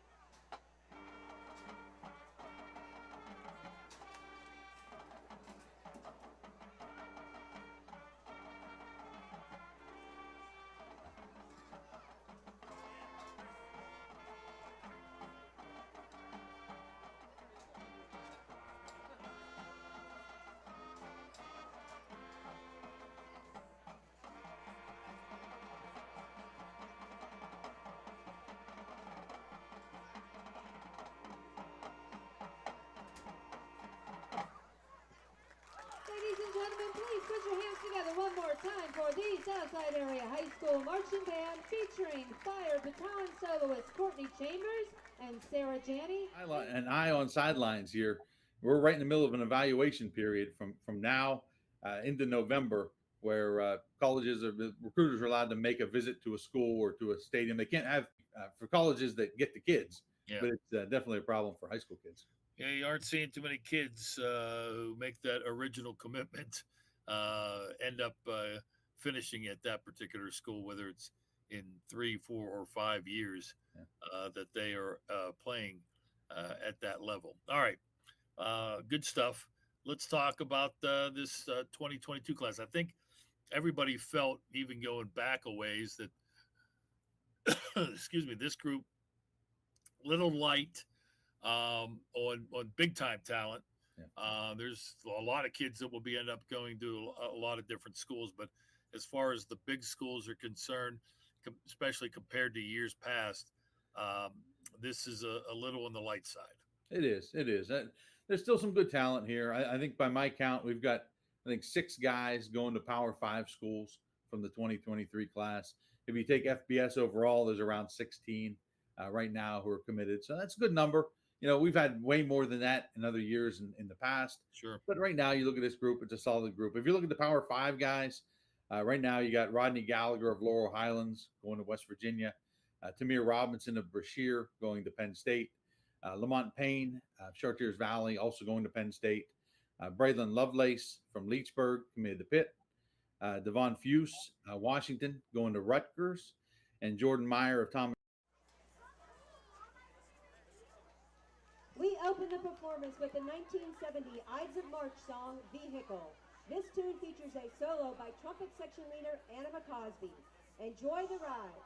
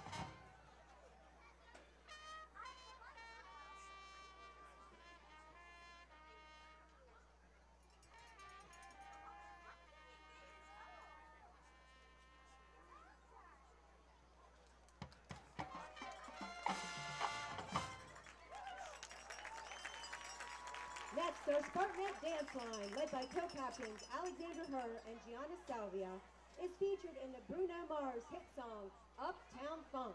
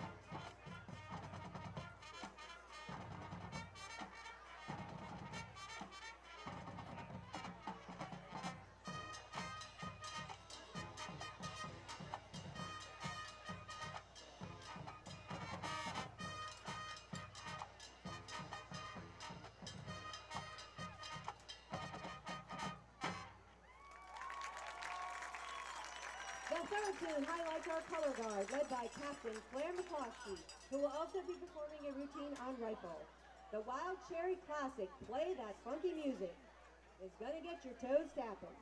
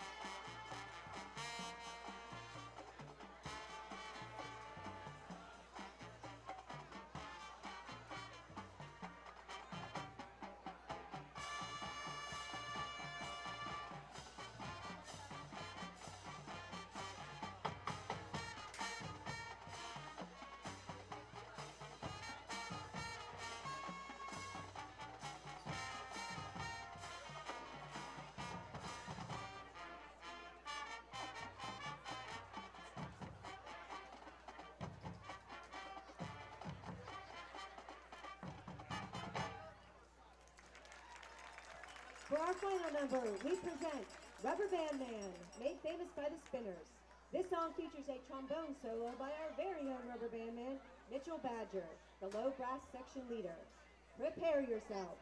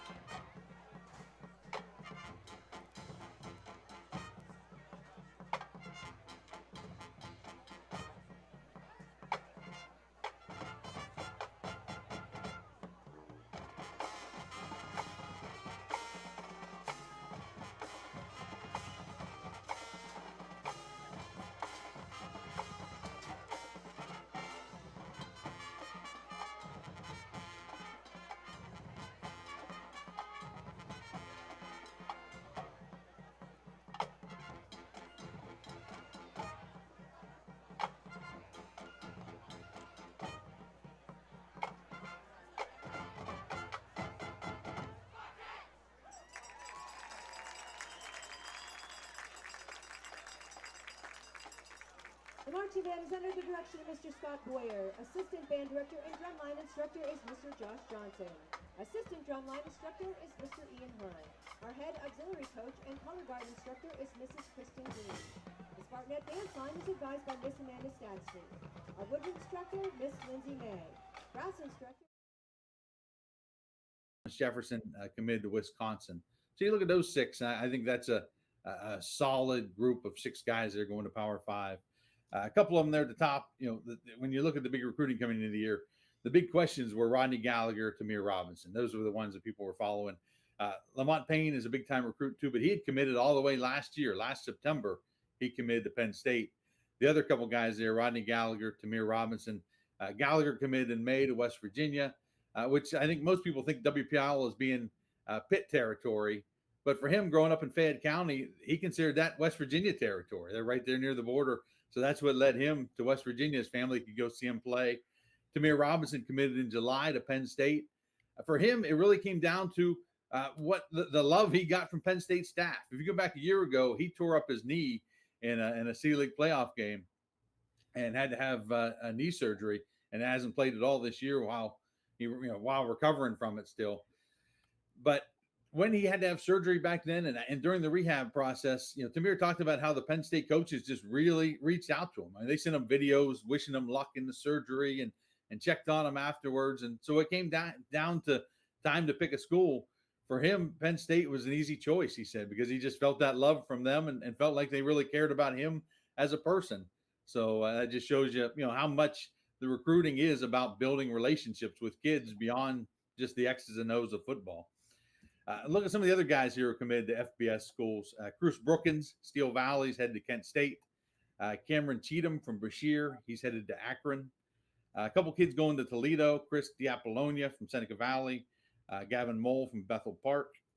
Two teammates headed to Navy. I think that's always interesting. You see the service academies always on the list every year, but this year two teammates, Luke Lawson and Aiden Lysek from Seneca Valley, both going to Navy. Joe Enoch from Penn Trafford to Central Michigan. Conlon Green, also from Penn Trafford, he's committed to Temple. Gregory Smith from Steel Valley and Rayon Strader from Penn Hills, both headed to Miami, Ohio. So a good group there of all guys going to FBS schools. A couple other names going to FCSs. Matt Brooks from Gateway headed to Duquesne. Cade Capristo from Mount Lebanon to Richmond. And just recently, Dre Miller-Ross from Stowe Rocks, I think just last week, committed to Howard. So adding to the list. And that list, as we get closer, like you mentioned, the early signing period is December 21st to the 23rd. Traditional signing period is February 1st. As we move on, that's still a couple months away here. As we keep moving along, you'll see that list keep growing, I'm sure.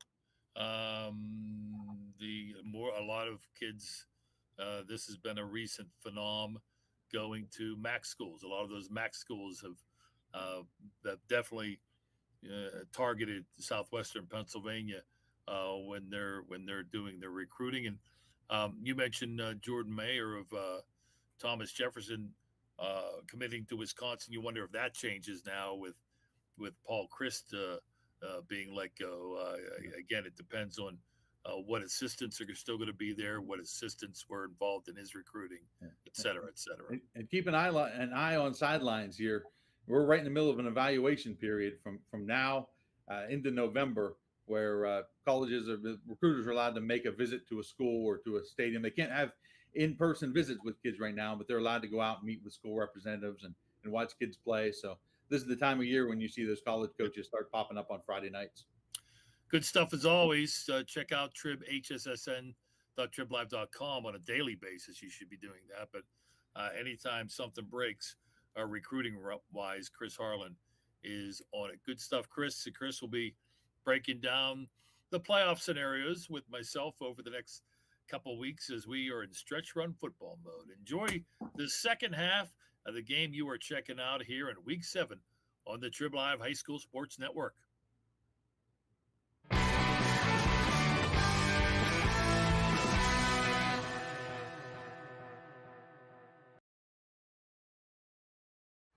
Thank you, Don Rebel. Chris Harlan, Trib Live High School Sports Network halftime show. We're about 3 minutes away from the start of the second half with Laurel leading 14-10 over Southside here in the battle for first place in the Big 7 Conference.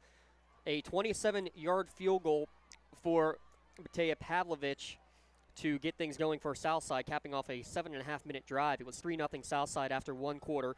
A pair of Landon Smith touchdowns in the second quarter made it 14-3 Spartans, but then a great 2-minute drill taking off just a little over a minute on the clock. Ryan Navarra, a 33-yard touchdown run for Southside, cutting it to a 14-10 halftime score with Laurel on top as we bring in my broadcast colleague, Mr. Michael Kirkwood Jr., back onto the mic. And, Bub, just dissect that first half for me real quick. I mean, Laurel started off A little sluggish, a long drive for Southside to begin the second half, but then the offense, especially for the Spartans, the last 3 drives, really stepping up and getting things done.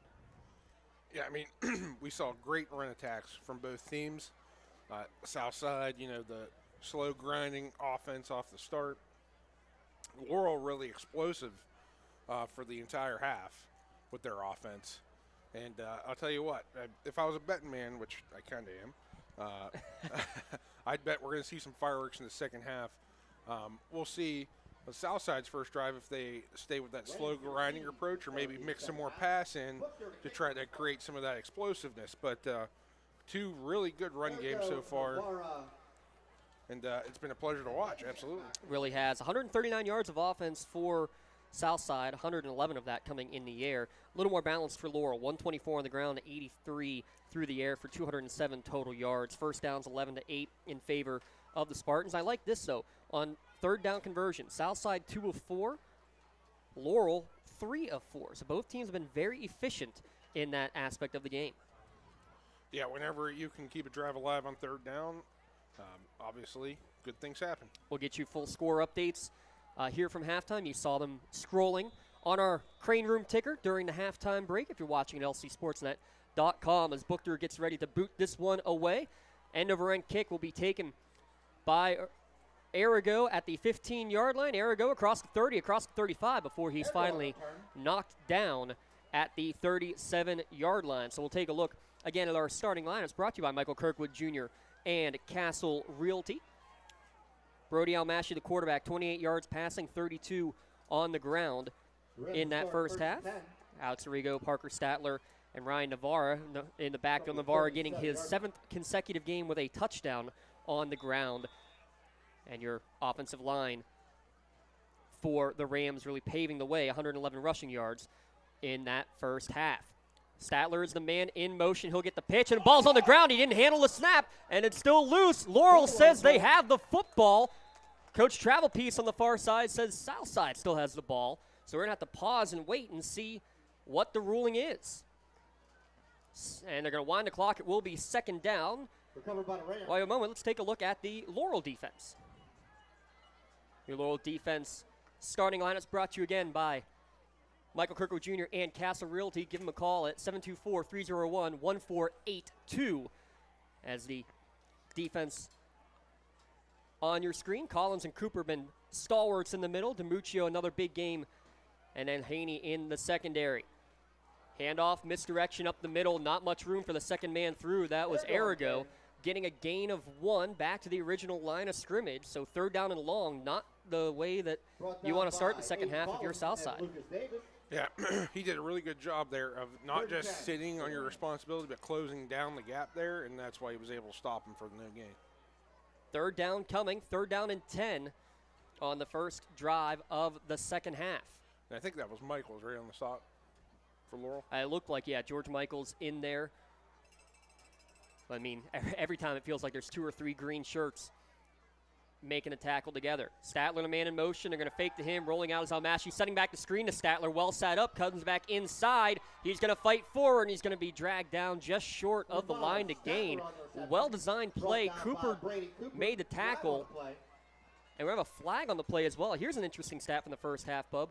The encroachment penalty against Laurel was the only penalty against either team in that first half. Well played first half. Good discipline on these teams. Yeah, I mean, like you said, 5 yards is anytime the penalty yards are in single digits, you had a pretty clean half.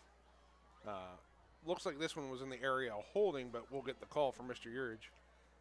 So we wait for the call. Here's some halftime scores. Neshannock leading Riverside 21-0. Beaver Falls leading Elwood City 28-0. We're getting confirmation, but Mohawk we had at 28-7 over Freedom. Shenango all over Summit Academy, 55-0 in the second quarter.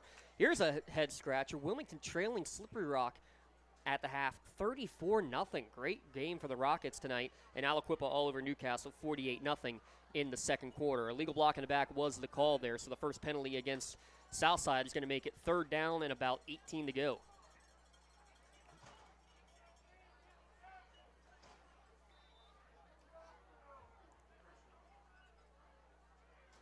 So about 2 yards on the pass play, then the 10-yard penalty. We'll call it 3rd down and 17 officially as Almashi's going to loft one deep down the far sideline. Man streaking behind the defense, caught at the 35-yard line.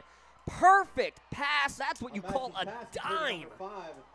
Statler, his 4th catch of the game, that time lined up at receiver. What a huge play down the field.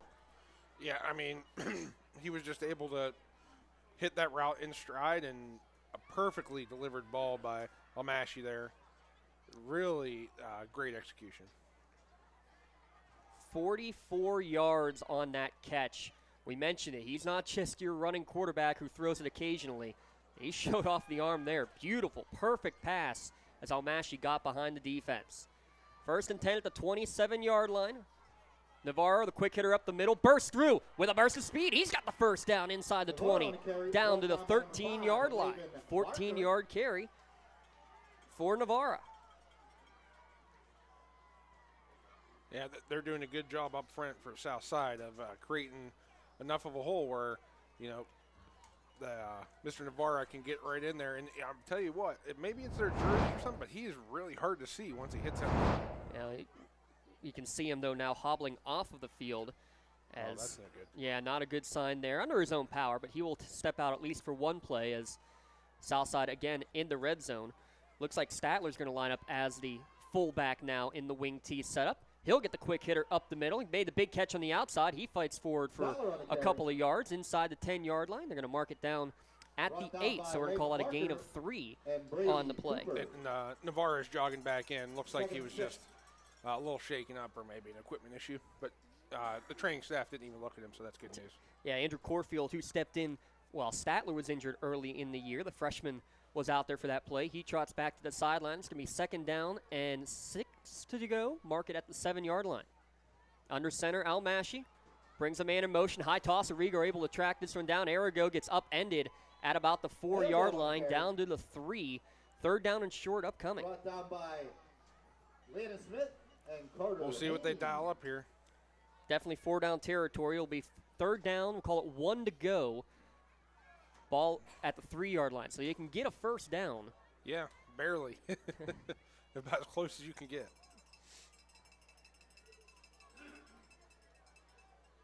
Rams trying to take the lead back on the first drive of the second half. Almashi going to get a push on the quarterback sneak. He's in the end zone. 2-yard quarterback sneak. Brody Almashi gets his 8th rushing touchdown of the season. Southside back on top.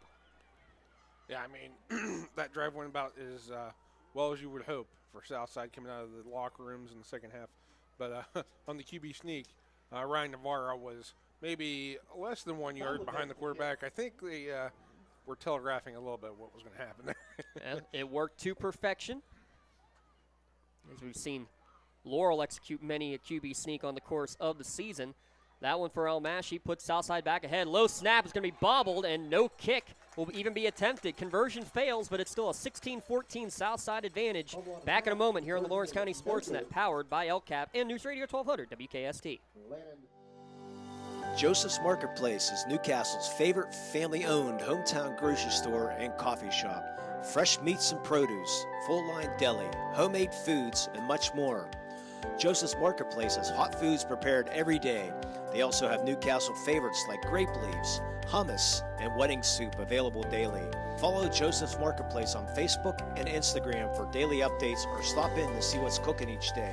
Come hang out at the brand new cafe and bakery, full of great coffee, drinks, sandwiches, snacks, sweets, and free Wi-Fi. In a rush? Go to josephsnc.com and place your cafe order online. Joseph's Marketplace, family owned and operated since 1915. Wherever you're going, Axe can get you there. The bowling alley, beauty salon, and even the library. Axe can get you there safely. The grocery store, the pharmacy, and the bank. Axe can get you there comfortably. Going to work, visiting a friend, or just to relax at the park. Axe can get you there affordably. Axe is here to get you there, safely, comfortably, and affordably. Choose Axe as your driving service and give us a call to schedule a ride. Southside boots it away, leading now 16-14. Kick to the far sideline. Collins takes it, breaks off a couple of tacklers, and they're going to blow the whistle. They're going to say the knee hit the ground at about the 27-yard line.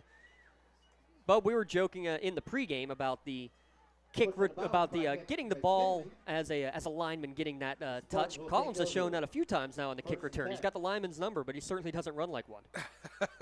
Yeah, that's right. I mean, I'd imagine he's completed the dream of many a lineman. Well, he actually was the backup quarterback last year, and then out of necessity became a lineman. So, I mean, that Collins' name has been big here in Laurel for a few decades now, it feels like, and that's just another notch in the belt. Mm-hmm. So now here comes Laurel with their first possession of the second half. They'll begin at the 28-yard line. Handoff for Landon Smith up the middle. Not much room. Gain of maybe 3 or 4 across the 30-yard line. Let's take a look at that Laurel starting offense. Actually, we'll get that after this second down play to get our producer Dom Summers ready to go as Spartans are, again, quickly up to the line of scrimmage.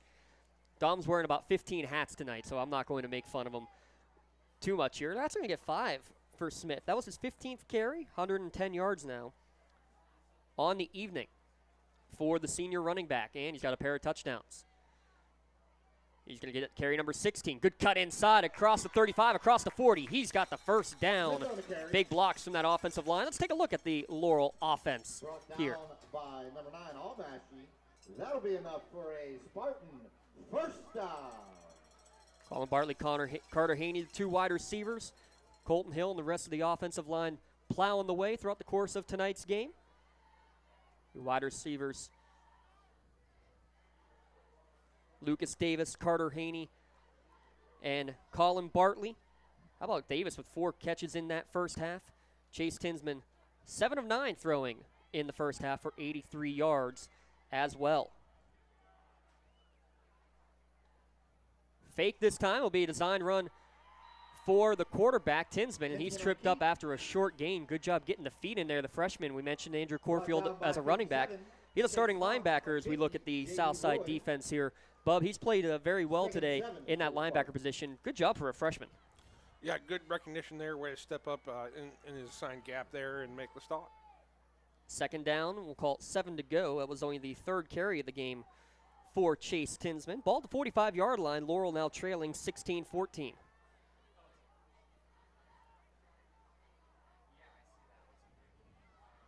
Three receivers set. Tinsman, high snap, handles it, gives it to Landon Smith. Not much room up the middle, is eating up some room there with Slayton Williams yet again. Yep, the interior line there for the Rams D held strong, so now we'll get about 3rd and about 6 for the Spartans here. Pistol set quickly to the line. Now they'll back off and get the play call from the sideline. Midway through quarter number 3.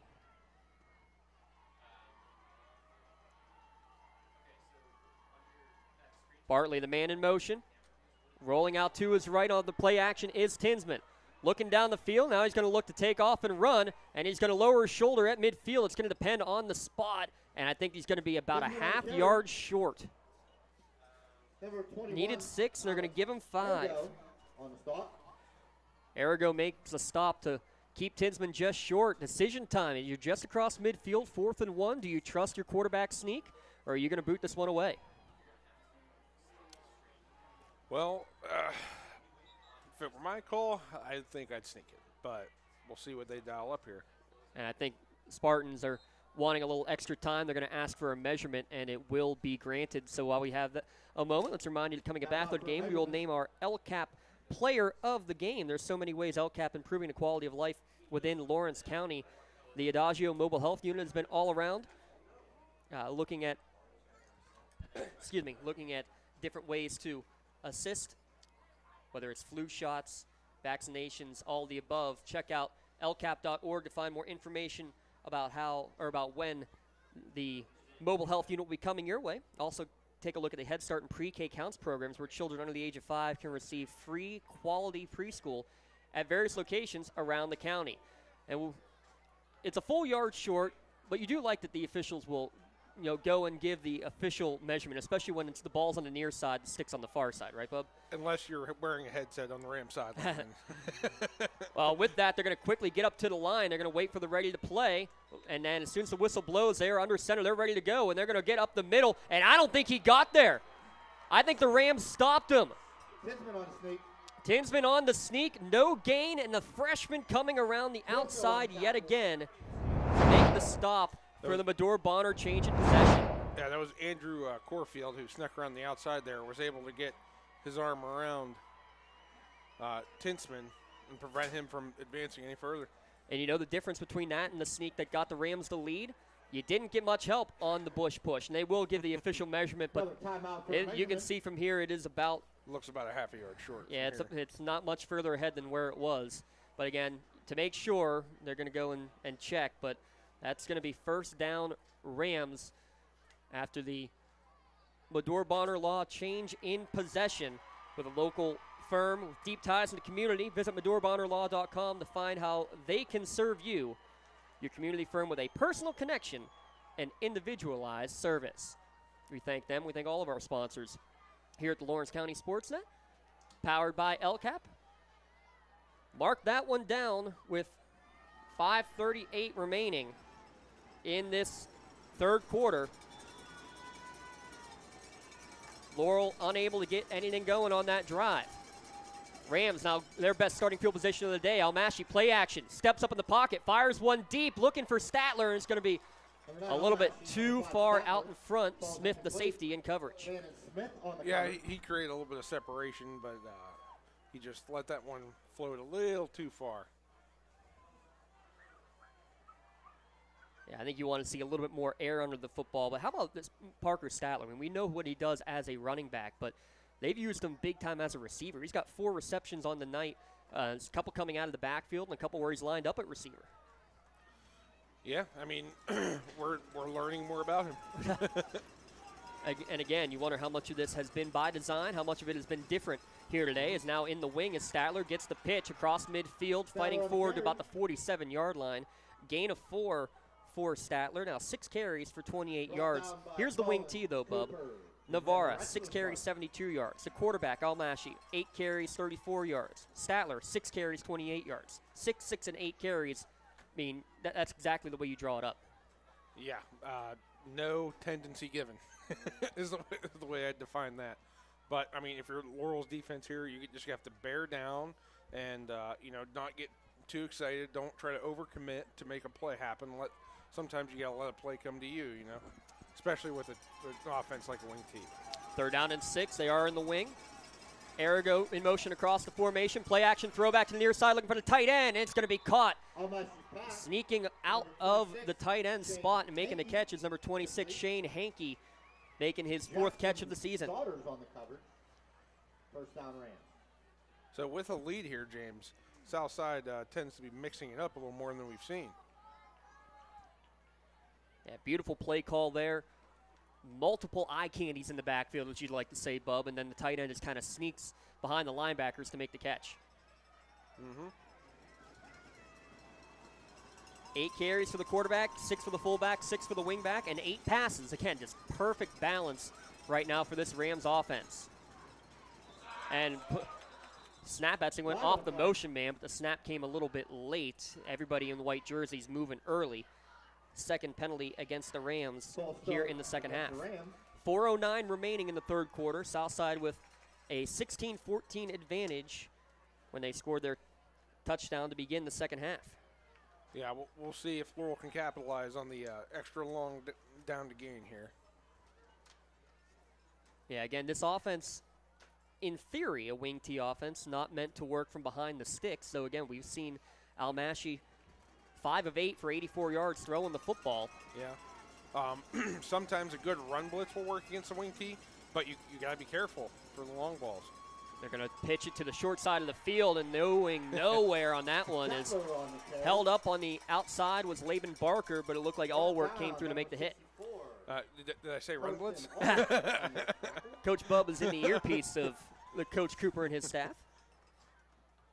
1 yard gain for Statler will make it 2nd down and 14. And we were talking before the game that there's a couple different ways that you can have a blocking scheme, too, in this wing tee, Bub. What have you been seeing so far? Yeah, so far it looks as if they're doing more traditional set as opposed to like a zone look when they're doing the wing tee formation. So they're pulling guards.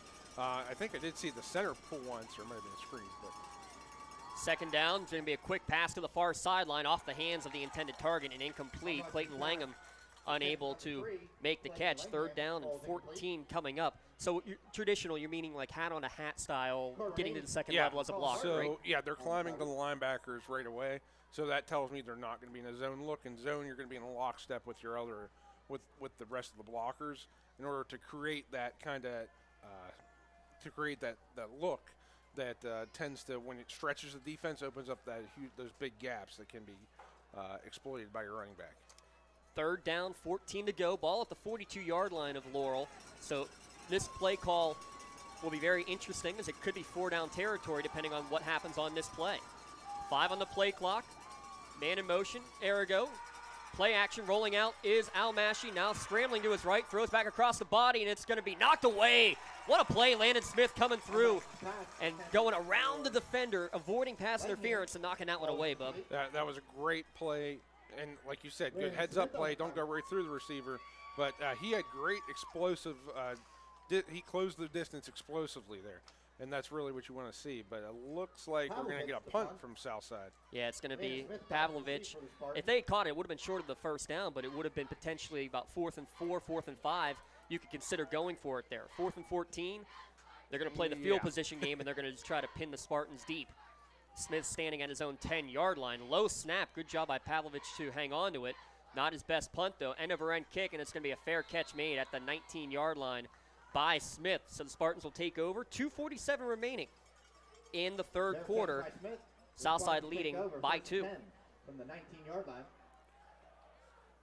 So the last drive, it was all on the ground for the Spartans. They got across midfield, but were stopped on 4th and less than a yard near midfield. Kudos to the Spartans defense, though. Short field, and they were able to force a punt.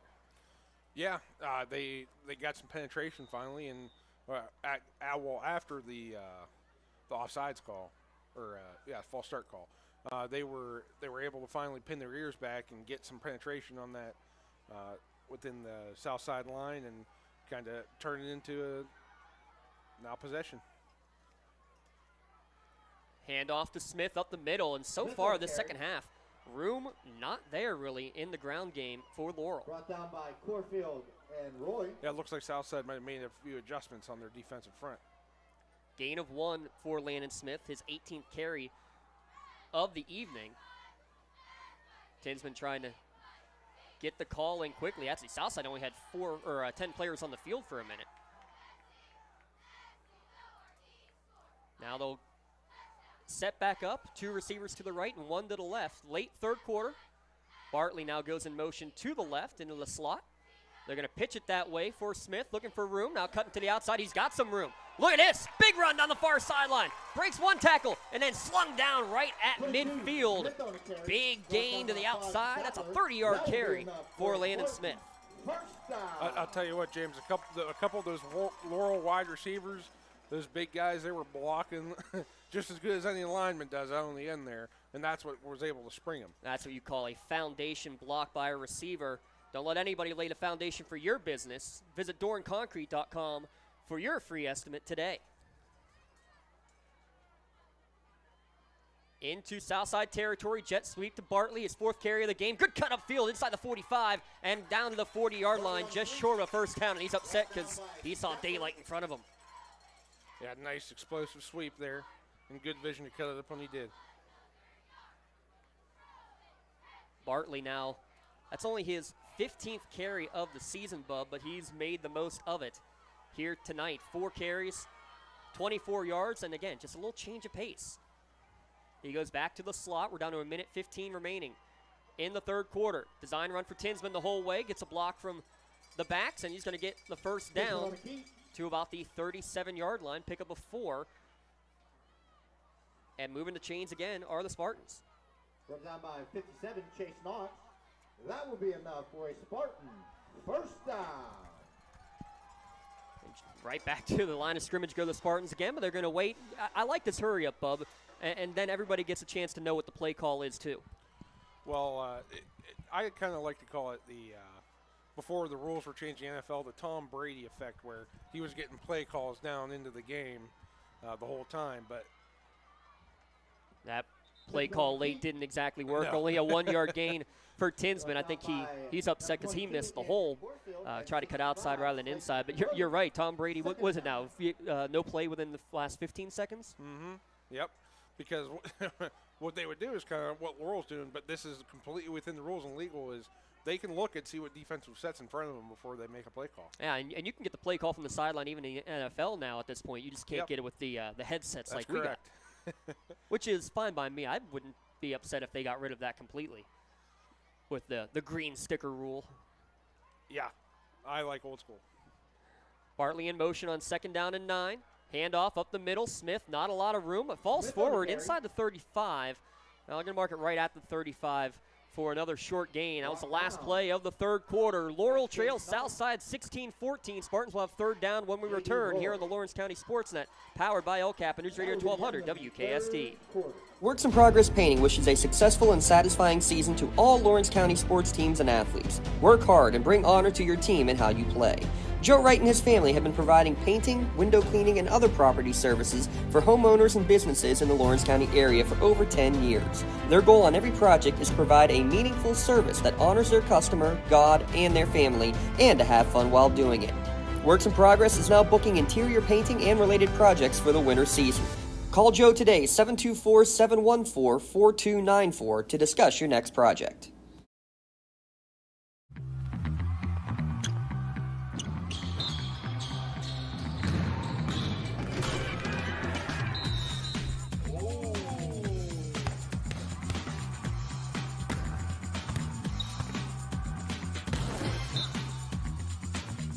That was awesome.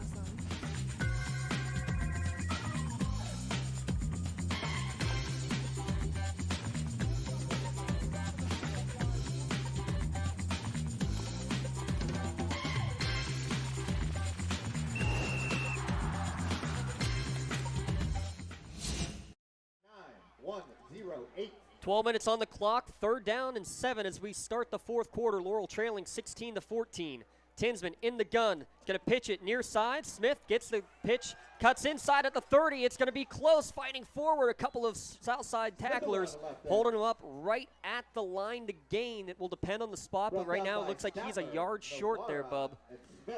Yeah, it looks just a hair short from what I can see here, but that was Chase Knox from the Rams that got penetration early to kind of give him a hitch in the backfield, but and there's a full yard short. So Spartans, who have not put it in the air yet in the second half. It's going to be 4th down, 1 to go at the 28-yard line.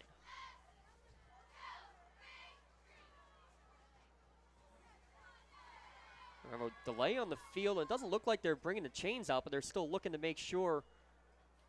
Looks like there may have been an equipment issue, so they're allowing a sub to come in defensively. Spartans are going to get under center. They're going to go for it on 4th down again. 4th and 1. They were stuffed once already in the second half on 4th and short. Hard count. They're going to pitch it near side, and a big hole for Smith. He's in the end zone. 3rd touchdown of the game for Landon Smith. A Maley Chiropractic play of the game. You were stuffed up the middle. They were expecting it, Bub. The quick pitch gets it done. And James, you know what? I've always given Laurel credit. They are very, very good coaches here, and I think they saw a tendency on that last stuff, and I think we just saw an exploit there for 6 points. That puts Laurel up by 4, so they're going to go for 2 here. I like this. Try to make it a 6-point game. Empty set. Tinsman in the gun. Smith from the slot. They're going to fake him on a jet sweep. No, he will get it. He gets pushed backwards. Now it's a race to the pylon. He'll get dragged down from behind. It'll remain a 20-16 game early in the 4th quarter. Don't go anywhere, folks. We got a great one here at Spartan Stadium. Back in a moment here on the Lawrence County SportsNet, powered by LCAP. Don't get left out to dry. Call the Penn Ohio Bottled Water Company for the fastest and most efficient bottled water delivery service in the area. Penn Ohio offers bottled water ranging from 16.9-ounce bottles to 5-gallon jugs, perfect for your next event or office water cooler system. Also, don't forget to ask about their custom labeling options. Visit PennOhioBottledWater.com for more information and to get a quote on their delivery services. Whether it's at home, in the office, or on the sidelines, Penn Ohio has you covered. When the high school season heats up, make sure you have the best gear to support your school. Head to the Red Zone on Wilmington Road in the Shannock for all your county sporting apparel needs. From sporting goods to custom apparel to embroidery and more, the Red Zone has it all. Quality gear for all 8 schools in the County of Champions. Stop by and enter the Red Zone or visit them online at theredzonesports.com. Score big at the Red Zone.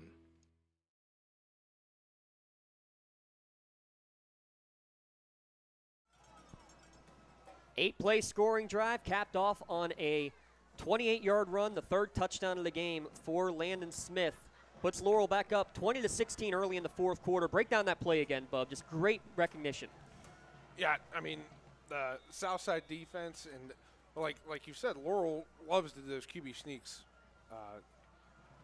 with short to go. But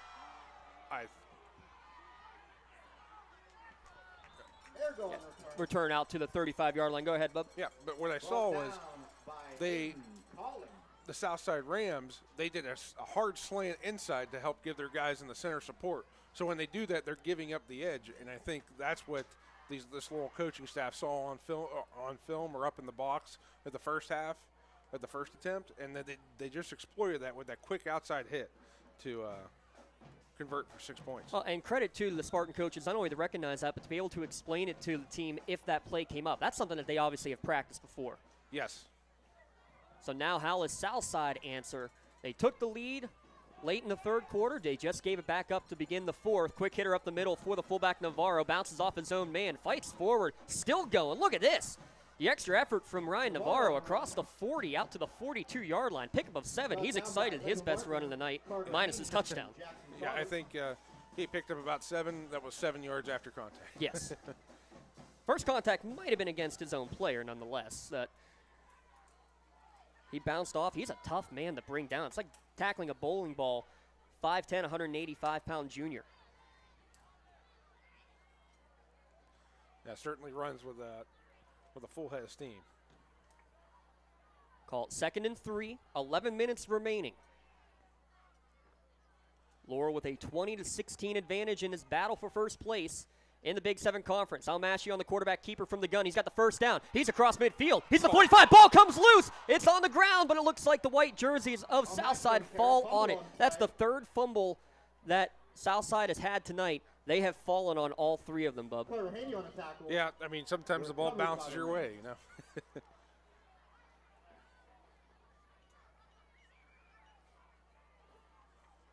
15-yard pickup, though, for Almashi, and they do get the first down. Yeah, what I've noticed from Southside, too, is that set they're in is kind of like a sneaky trips look, and you have to respect that. If you're Laurel, you can't have receivers running wide open, but it can create some gaps in the center if you have to account for all those guys on the outside.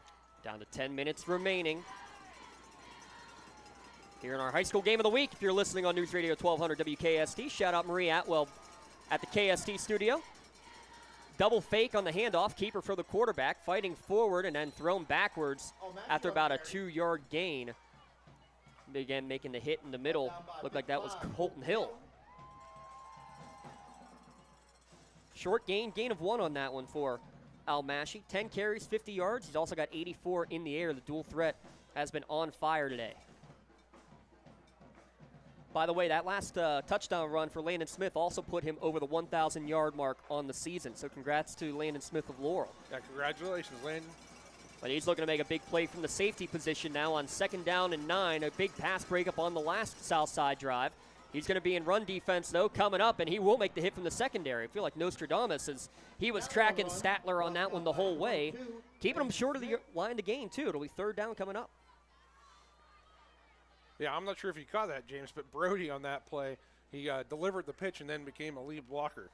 felt like a Dom Wade back in the days when Dom Wade at Laurel, 6 foot, 240-pound quarterback, and that was one of their best plays out of the wing tee. Pitch it back and let Dom be from the quarterback to the fullback position. Well, second best play. The best was the quarterback sneaks that would go for 10, 11, 12 yards in the rugby scrum. 3rd down and 1. We'll see if that's what Southside attempts to do here. Is a sneak. Nope, they will turn and hand it off. And going nowhere as Navarro stays on his feet and is at least going to get back close to the line of scrimmage somehow, some way, because the Spartan defense big in the middle. Yeah, great penetration there from the Spartan front. And that'll bring up an interesting decision for Mr. Travel Piece and the Rams. They will say a loss of 1, 4th down and 2. Southside already has converted a 4th down from an encroachment penalty. This is a big play, though, with 8 minutes remaining. Spartans a 4-point advantage. Al Mashi will come up under center. Spartan faithful getting loud beneath us. Al Mashi barking out the signals. Goes to the hard count. No one bites. They're going to bring Arago in motion. Now he's going to reset. They're going to pitch it. It's a high pitch from Statler going from near side to the far side. It's going to depend on the reach, but I don't think he got there. Statler on the carry. It's going to be close, but, you know, that the 35-yard mark gives us a pretty good vision of it. Yeah, they put the ball right at the 35. Ooh, man, it's just across the 35. From our angle, it looks like it's going to be about a half yard short, but we'll have to wait as they will. No, they won't even bring the sticks out. They're saying Laurel football, a big change in possession brought to you by Medore Bonner Law. Turnover on downs. Huge play there for the Spartan defense. Visit MedoreBonnerLaw.com. Flexible appointment hours, a team of experienced lawyers and staff always ready to help. And I'll tell you what, I don't know who you give credit for in the tackle because there was plenty of help all around. Yeah, the Spartan front is who we'll credit that one to. Statler did gain 1, but he needed 2. So now Laurel with 7:40 remaining, starting at their own 35-yard line. Smith carry up the middle, 5-yard pickup. And if you're Laurel, that's all you're looking to do. Hang on to the football, burn some clock, get a couple of first downs.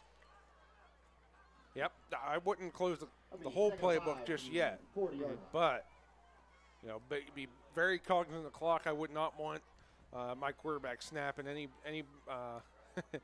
I wouldn't want my quarterback stopping with that clock other than single digits. Yeah, and, I mean, they've had a couple successful times where they have gotten up to the line quickly and snapped it, but most of the time it's like they're doing here. Go like they're going to snap it, go to the sideline, take a look, get the new play call. 5 on the play clock now, trips to the left for Tinsman. Cooper will come in motion across the formation, high snap, and this is going to be a keeper for Tinsman, and it's going nowhere. Timing all thrown off by the high snap. That's a loss of 4. Yeah, it would look like a designed run blitz there from the Rams, too. So now, interesting, 3rd down and 9 for Laurel. Will they go to the air for the first time in the second half? Tinsman in the first half was 7 of 9 for 83 yards. No, they're going to hand it off. Smith, big hole left side, kind of lost his footing, though. The turf monster got him at the 40-yard line, and they're going to have a close spot. It's going to depend on the spot. It looks like he's got just enough. I think a generous spot, to be honest here, Bub, but it's going to be enough to move the chains. Well, it looked about right for me. And now they're going to stop the clock, and they're going to bring the officials in to check and look, and it is a first down. That'll be enough for a Spartan first down. Go to the air, says I. Keep it on the ground, says Coach Cooper. Huge 3rd down conversion, though. And again, if the ball's not right on the 45-yard line, I don't think it's quite as easy to tell. 3 receivers set. Tinsman will now check to the sideline and get the new play call as we're midway through quarter number 4. Laurel holding on to a 4-point advantage. Well, they also snapped that on the first set last down. It was quick, wasn't it? Jet sweep. Bartley cuts it upfield across midfield. Stiff arms a man to the 40, to the 30. Don't go, and no, he was stepped out of bounds at about the 40-yard line. Big gain, 14 yards. Colin Bartley, again, just a little bit of a mix-up. His 5th carry of the evening. Yeah, he tried to walk the tightrope along the sideline there, but I think they did get it right. He just barely stepped out. But still, the tightrope for about 5 or 6 extra yards before he stepped out of bounds, sure thing. does get the first down. Yep. Great extra effort there. Clock does stop with 5:46 remaining. In that situation, you will take him going out. Yeah, yes. You want the yards at the moment for Laurel. Down to 5 on the play clock as they're trying to get the play call in to see if Laurel is able to get the play off. They may have to burn their first Pontius Insurance timeout. They will.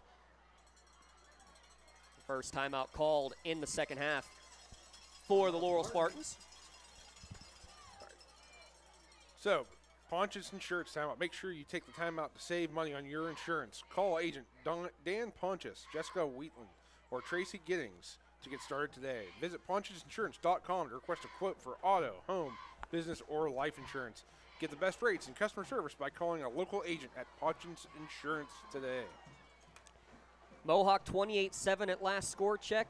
Union 46-20. Northgate getting some points there with the second string defense in for the Scotties in that one. That's who Southside will play next week in the home finale, senior night down at Hookstown next Friday night. We might be heading down there. Not quite sure yet. We'll have to wait and see. We'll have that scheduled for you, though.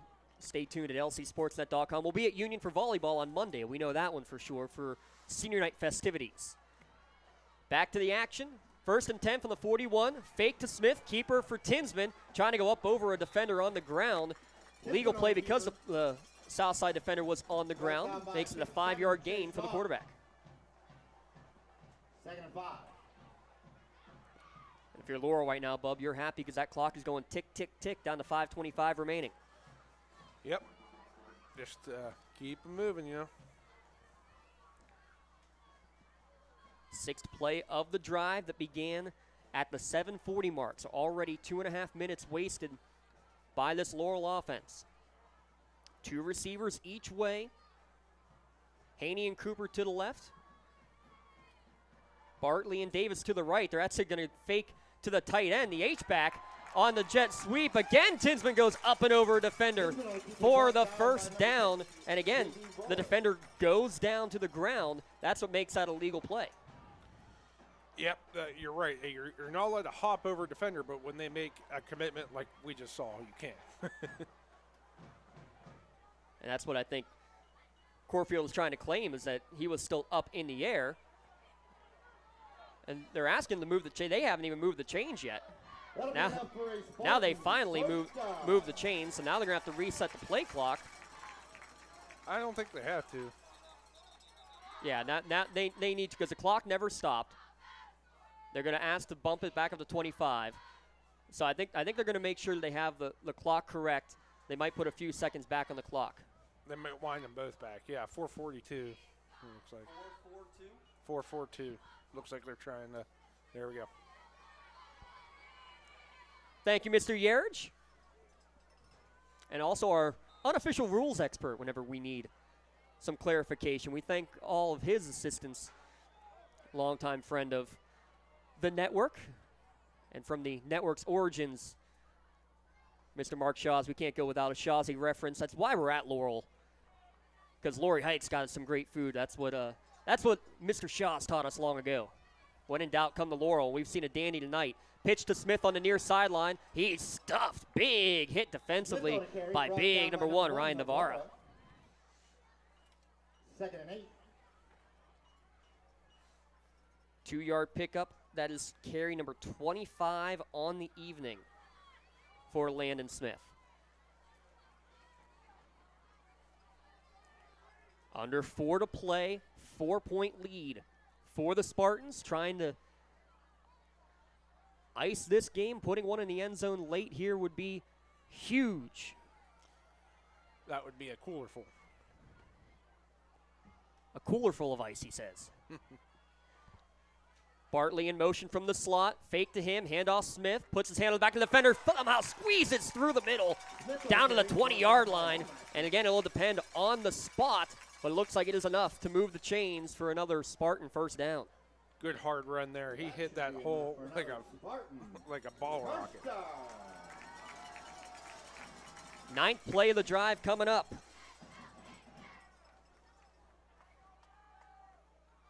Spartans will let the clock wind again. They won't have to snap this one until you're under 3 minutes to go.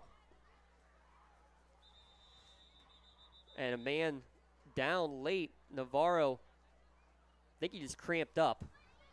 So he went to get in position right in front of the official. He just went down. Looks like they're trying to stretch him out.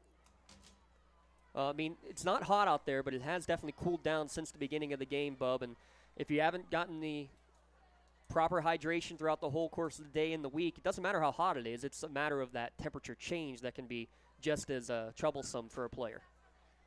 Yeah, obviously we hope it's a cramp. Yeah, they're stretching it out like one, which is good to see. But I mean, that gives our unofficial cramp sponsor another shout out. Stay refreshed by enjoying hot or cold water at the click of a button thanks to Penn Ohio Bottled Water. Remember, you can get 3 free bottles and a first month of cooler rental free when you sign up today. Thanks to Penn Ohio Bottled Water for their continued support here on the Lawrence County SportsNet, powered by LCAP. Also want to mention as well, saw the commercial earlier for the food drive. The food drive across the WPIAL, the second annual, is back underway. Make sure you contact your local school to see how you can get involved, because it is a district-wide competition for the classifications. There were 6 classification winners last year, and Class 1A was won by Lawrence County's Union Area High School. So make sure you talk to your local school and see how you can help with the Pittsburgh Food Bank today. Ryan Navarro walked off under his own power, too, so it's always great to see that. I think you were right with the cramp, but it looked like to be a pretty severe one. Tough to see him go to the sideline if you're a Southside fan, for sure. Just good to see him under his own power, though. He wants to get back in there as quickly as he can. He looks like he is ready to get back in there after this snap. Still 12 on the play clock. And again, Laurel's going to milk as much time as they can. Jet sweep action. They will hand it off to Bartley. Cuts up field inside the 20, down to the 15, dragging 3 tacklers along the way. And smartly also stays in bounds. Mark him at the 16-yard line. 22, Andrew Corfield on the tackle. That was the 9th play of the drive. Bub, 5+ minutes now taken off the clock. This is what you can call a championship-looking drive. Yep, textbook from Laurel. Just take the air out of the ball, grind away, get your first downs. First final score coming in, Union defeating Northgate 46-20. Ryan Navarro did check back into the game, too. Yeah, 1 play out, get stretched out, get right back on the field. Smith to the left of Tinsman. Bartley again, the man in motion. Handoff, nowhere to go, because coming off the end, guess who? Called his name too much tonight, it feels like, Bub. He's just been everywhere. Yeah, Slayton Williams there on the stop. And, it was good, really good penetration to stop that play. And the first timeout called with 1:56 to go. Pontius Insurance timeout called by Southside. So 2 timeouts remaining. It'll be 3rd down and 7 coming up after this one. We'll have our Tri-County Principals post-game show at the conclusion of this game. We'll name our LCAP player of the game and our Maley Chiropractic play of the game when this game is all said and done here tonight. And it's been a dandy of a ball game, to say the very least. Back and forth we've gone. Southside getting on the board early with a field goal. Laurel a couple of touchdowns in the second quarter. Southside takes the lead back with a touchdown early in the 3rd, and then on the second play of the 4th quarter, getting the lead back, Laurel Spartans on a 4th down run. Landon Smith's 3rd touchdown of the game. He's over 200 yards rushing. Certainly a nominee for our Player of the Game award here tonight, though. 1 big play is all it could take at this point for either one of these teams to make the difference. Yeah, James, pregame we talked about defenses, bend, don't break. This is that bend, don't break moment for the Rams. If they're able to stop them, then they still have some life. Cooper's going to go in motion from left to right. 3rd down. They're going to pitch it to the right to Smith. Cuts up field. He's got the first down. He's got the touchdown. It's Landon Smith's show, and we're here just to enjoy it. 4 touchdowns for the Spartan, and that one might be the dagger. But man, it's really a pleasure to watch him run the ball. He received the pitch, looked up, saw a little hole, the exploit, and turned on the Jets, fired through for the score. Really great job there. 28 carries, 228 yards, and 4 touchdowns on the evening.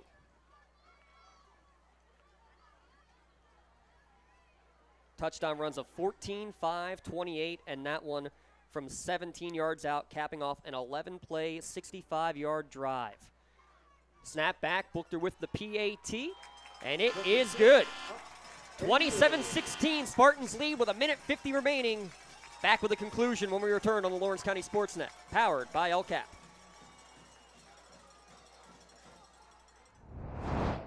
At our Cunningham Funeral Home and Crematory, we are a proud 6th-generation, family-owned and operated funeral home located centrally in the Newcastle and Neshannock communities. Our large facility and experienced staff allows us to accommodate any family with personalized services. To learn more about our services and pre-planning, visit our website at www.cunninghamfh.com or follow us on Facebook. Allow our family to help your family. In need of a lawyer? Contact Medore Bonner Law, a boutique firm offering tailored legal services and over 120 years legal experience. County residents with strong family ties to the community, Jason Medore and Michael Bonner, established Medore Bonner Law to provide clients with legal expertise and personal attention. Guided by their professional staff, you can feel confident your rights will be protected. Call attorneys Jason Medore or Michael Bonner, or visit MedoreBonnerLaw.com for more information. 11 plays, 65 yards. There's your Joseph's Marketplace drive summary.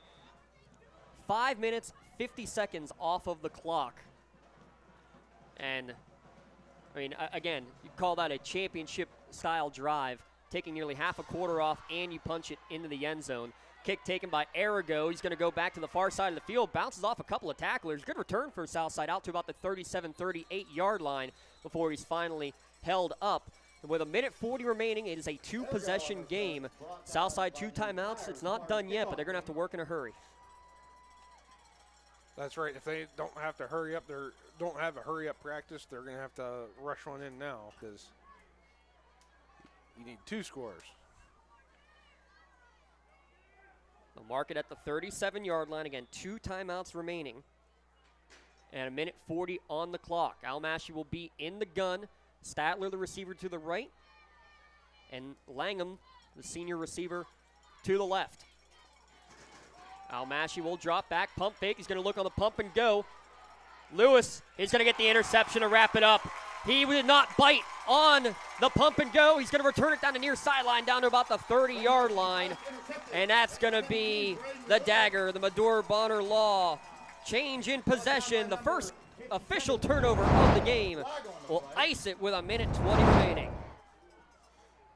Yeah, I think that play was just designed. He didn't really read anything, the pump and go, and Laurel wasn't fooled the whole way. He threw it in double coverage and underthrew it, so.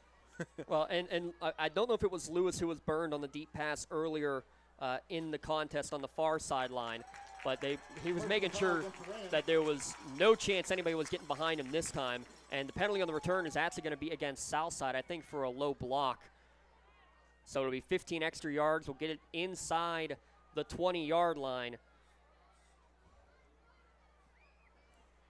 But that interception might just about do it.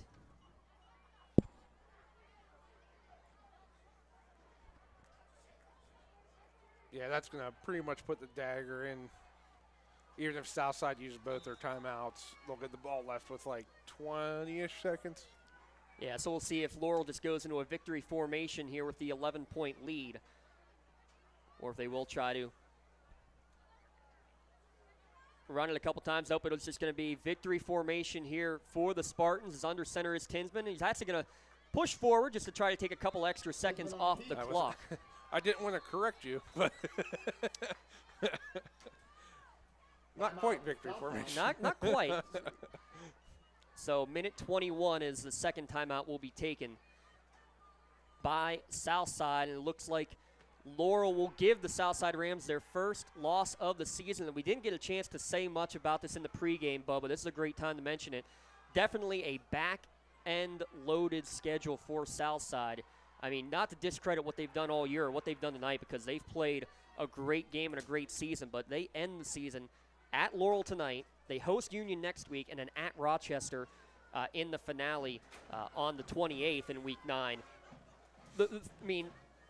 The other three top teams in the conference, and you got to play them back-to-back to end the year. I mean, if Southside wins these 3 games down the stretch, they could be looking at a number 1 seed. But you could see a loss of all 3 games dropping them all the way to a 12 or 13 seed. It's just crazy how big the end of the year is here for Southside.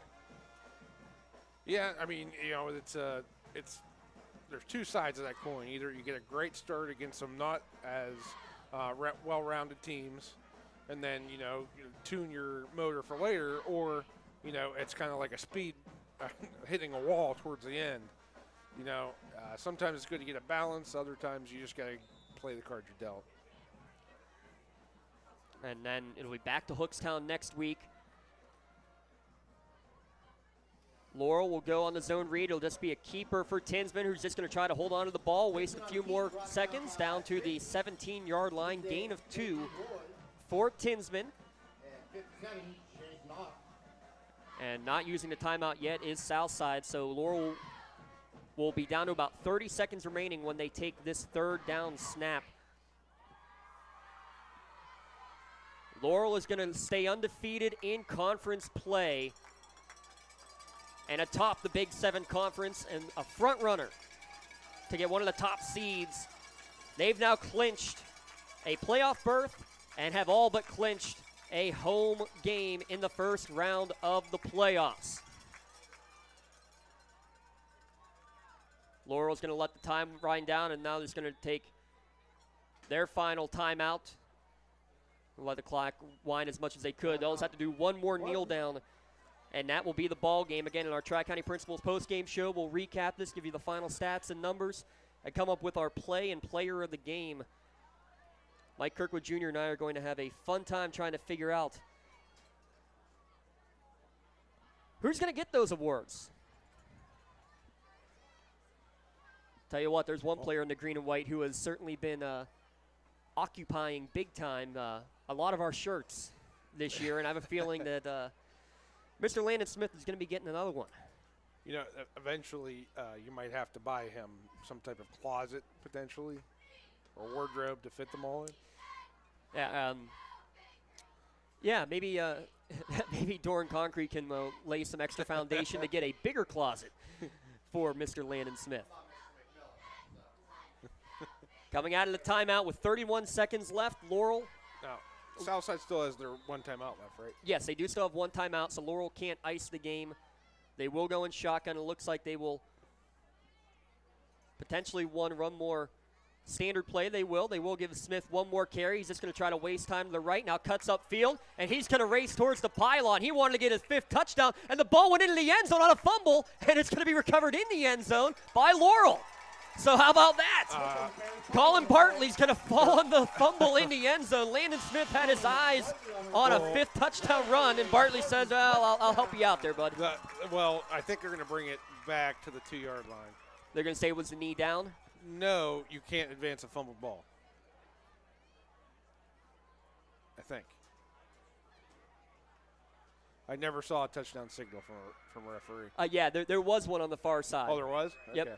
So I believe because it wasn't an intentional fumbling of it, I believe it's still the high school rule. But it will be a touchdown on a fumble recovery by Colin Bartley to wrap up the scoring here with 22 seconds remaining. And again, Laurel in another come-from-behind fashion. Point attempt is going to be off the mark on the R. Cunningham Funeral Home extra point. 33-16 your score. We'll keep it right here on the Lawrence County SportsNet, powered by LCAP. But Laurel able to punch it in as Smith goes for his 5th touchdown. Fumbles it. Colin Bartley will fall on it in the end zone because why not? But Bob, we talked about the come-from-behind style that they've had many times this year. The back-and-forth game against Neshannock early on where they end up on the losing end. But they come from behind. They were trailing by double digits 2 different times against Union. Down by double digits against Rochester. They score the final 22 points at that game. And down today, 16-14 early in the second half. And then the Spartans go and score the final 17 points here tonight. The final 19 points here tonight to claim victory and to really secure themselves at the top of this Big 7 conference. Never give up, and again, maybe a little bit of wearing down of the opposition down the stretch. Yeah, I mean, like you said, that shows this team has a lot of heart, well-coached and well-conditioned to wear down their opponents. And like you said, not every single time it went their way at the end, but they were always in the game and never giving up. So Buchter will boot it away with 22 seconds remaining.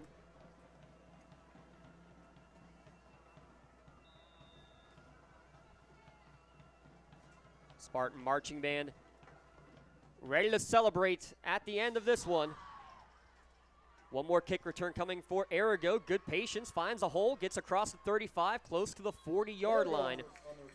Southside, their first loss of the year, just 12 seconds away. Again, they will play Union and Rochester to finish the season. Laurel will travel to Summit Academy next Saturday before hosting Shenango here on senior night. And on pink out night, the shirts say paint it pink. The Spartans painting the scoreboard in the second half. 4 touchdown runs for Landon Smith. Can we call it 4.5? I would. And Southside is just going to take a knee, wrap this one up. 33-16, Spartans victorious. We'll be back with the Tri-County Principals post-game show when we return on the Lawrence County SportsNet, powered by LCAP. Hey. Good to see you. Come on in, let's go. Yeah! Laurel teachers support all of our athletes on and off the field. All right, okay. Looking for a unique way to expand your business? Advertise on the Lawrence County SportsNet and be seen by thousands of viewers in the area and around the country on over 100 broadcasts each year. Visit lcsportsnet.com and click Advertise with LCSN.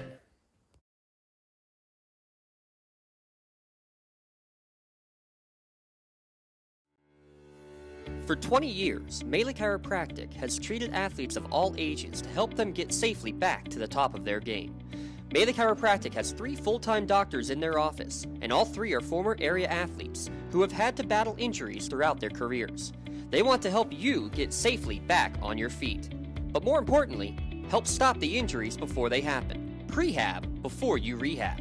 Attention all high school student athletes. During your sports season, a $25 visit to the Melee Chiropractic office includes an adjustment and/or all therapies necessary, from the athletes of tomorrow to the weekend warriors and everything in between. Let Melee Chiropractic keep you in the game. It's the Tri-County Principals post-game show here on the Lawrence County SportsNet, powered by LCAP. 19 unanswered points down the stretch. Laurel victorious tonight with the final score of 33-16. I'm James Dotson with Mike Bubba Kirkwood alongside. Quick score update out of conference.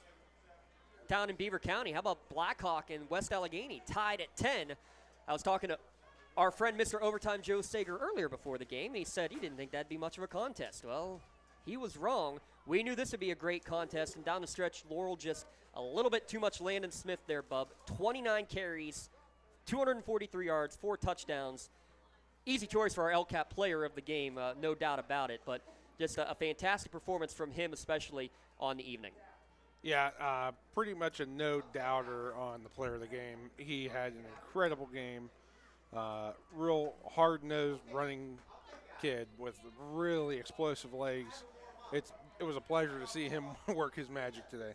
It really was, and the play of the game nominee, we're not going to officially give it, but our play of the game nominee had to be the 4th down. They fake a sneak after they were stopped on 4th and 1 early in the game, pitch it to Landon Smith on the near side, goes untouched, 28 yards to the touchdown. That put Laurel back in the lead early in the 4th quarter, 20-16. that play call absolutely crucial in this game. Yeah, I mean, like I said, kudos to whoever saw something either in the booth or on film, a little tendency that they might have had on 3rd and short, 4th and short, and they were able to exploit it pretty perfectly there. As the Laurel Spartans get ready for the playing of the alma mater here, our Melee Chiropractic play of the game is going to be the interception that iced it all. Braden Lewis with the pick to finish it off and seal the game for the Spartans. He will receive his Melee Chiropractic play of the game t-shirt and another LCAP player of the game shirt going to Landon Smith here tonight.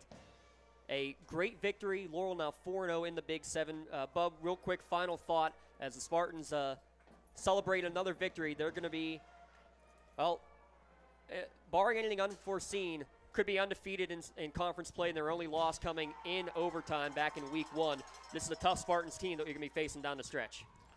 Yeah, I mean, this is a well-oiled football machine here. I've had the pleasure to watch them twice, and yeah, I mean, their offense is explosive, well-coached, and look out for them to go deep this year, James, because this team is good. Southside still has to play Union and Rochester. Laurel still to play at Summit and then hosting Shenango. Thanks to Michael Kirkwood Jr. joining us again, our producer Dom Summers, and a big shout-out yet again to our friends, the student workers here at Laurel here tonight, Zandon Schaefer and his crew getting the job done, working the cameras for us. Really appreciate everything that he, Chris Vandazzi, Dante Digivine, and Ben Doherty have done for us here tonight. 33-16, your final score one last time. Thanks again to Marie Atwell at the KST studios. Thanks to you for tuning in live or archived here at lcsportsnet.com. You've been watching WPIAL football brought to you by LCAP. Have a great night, everyone.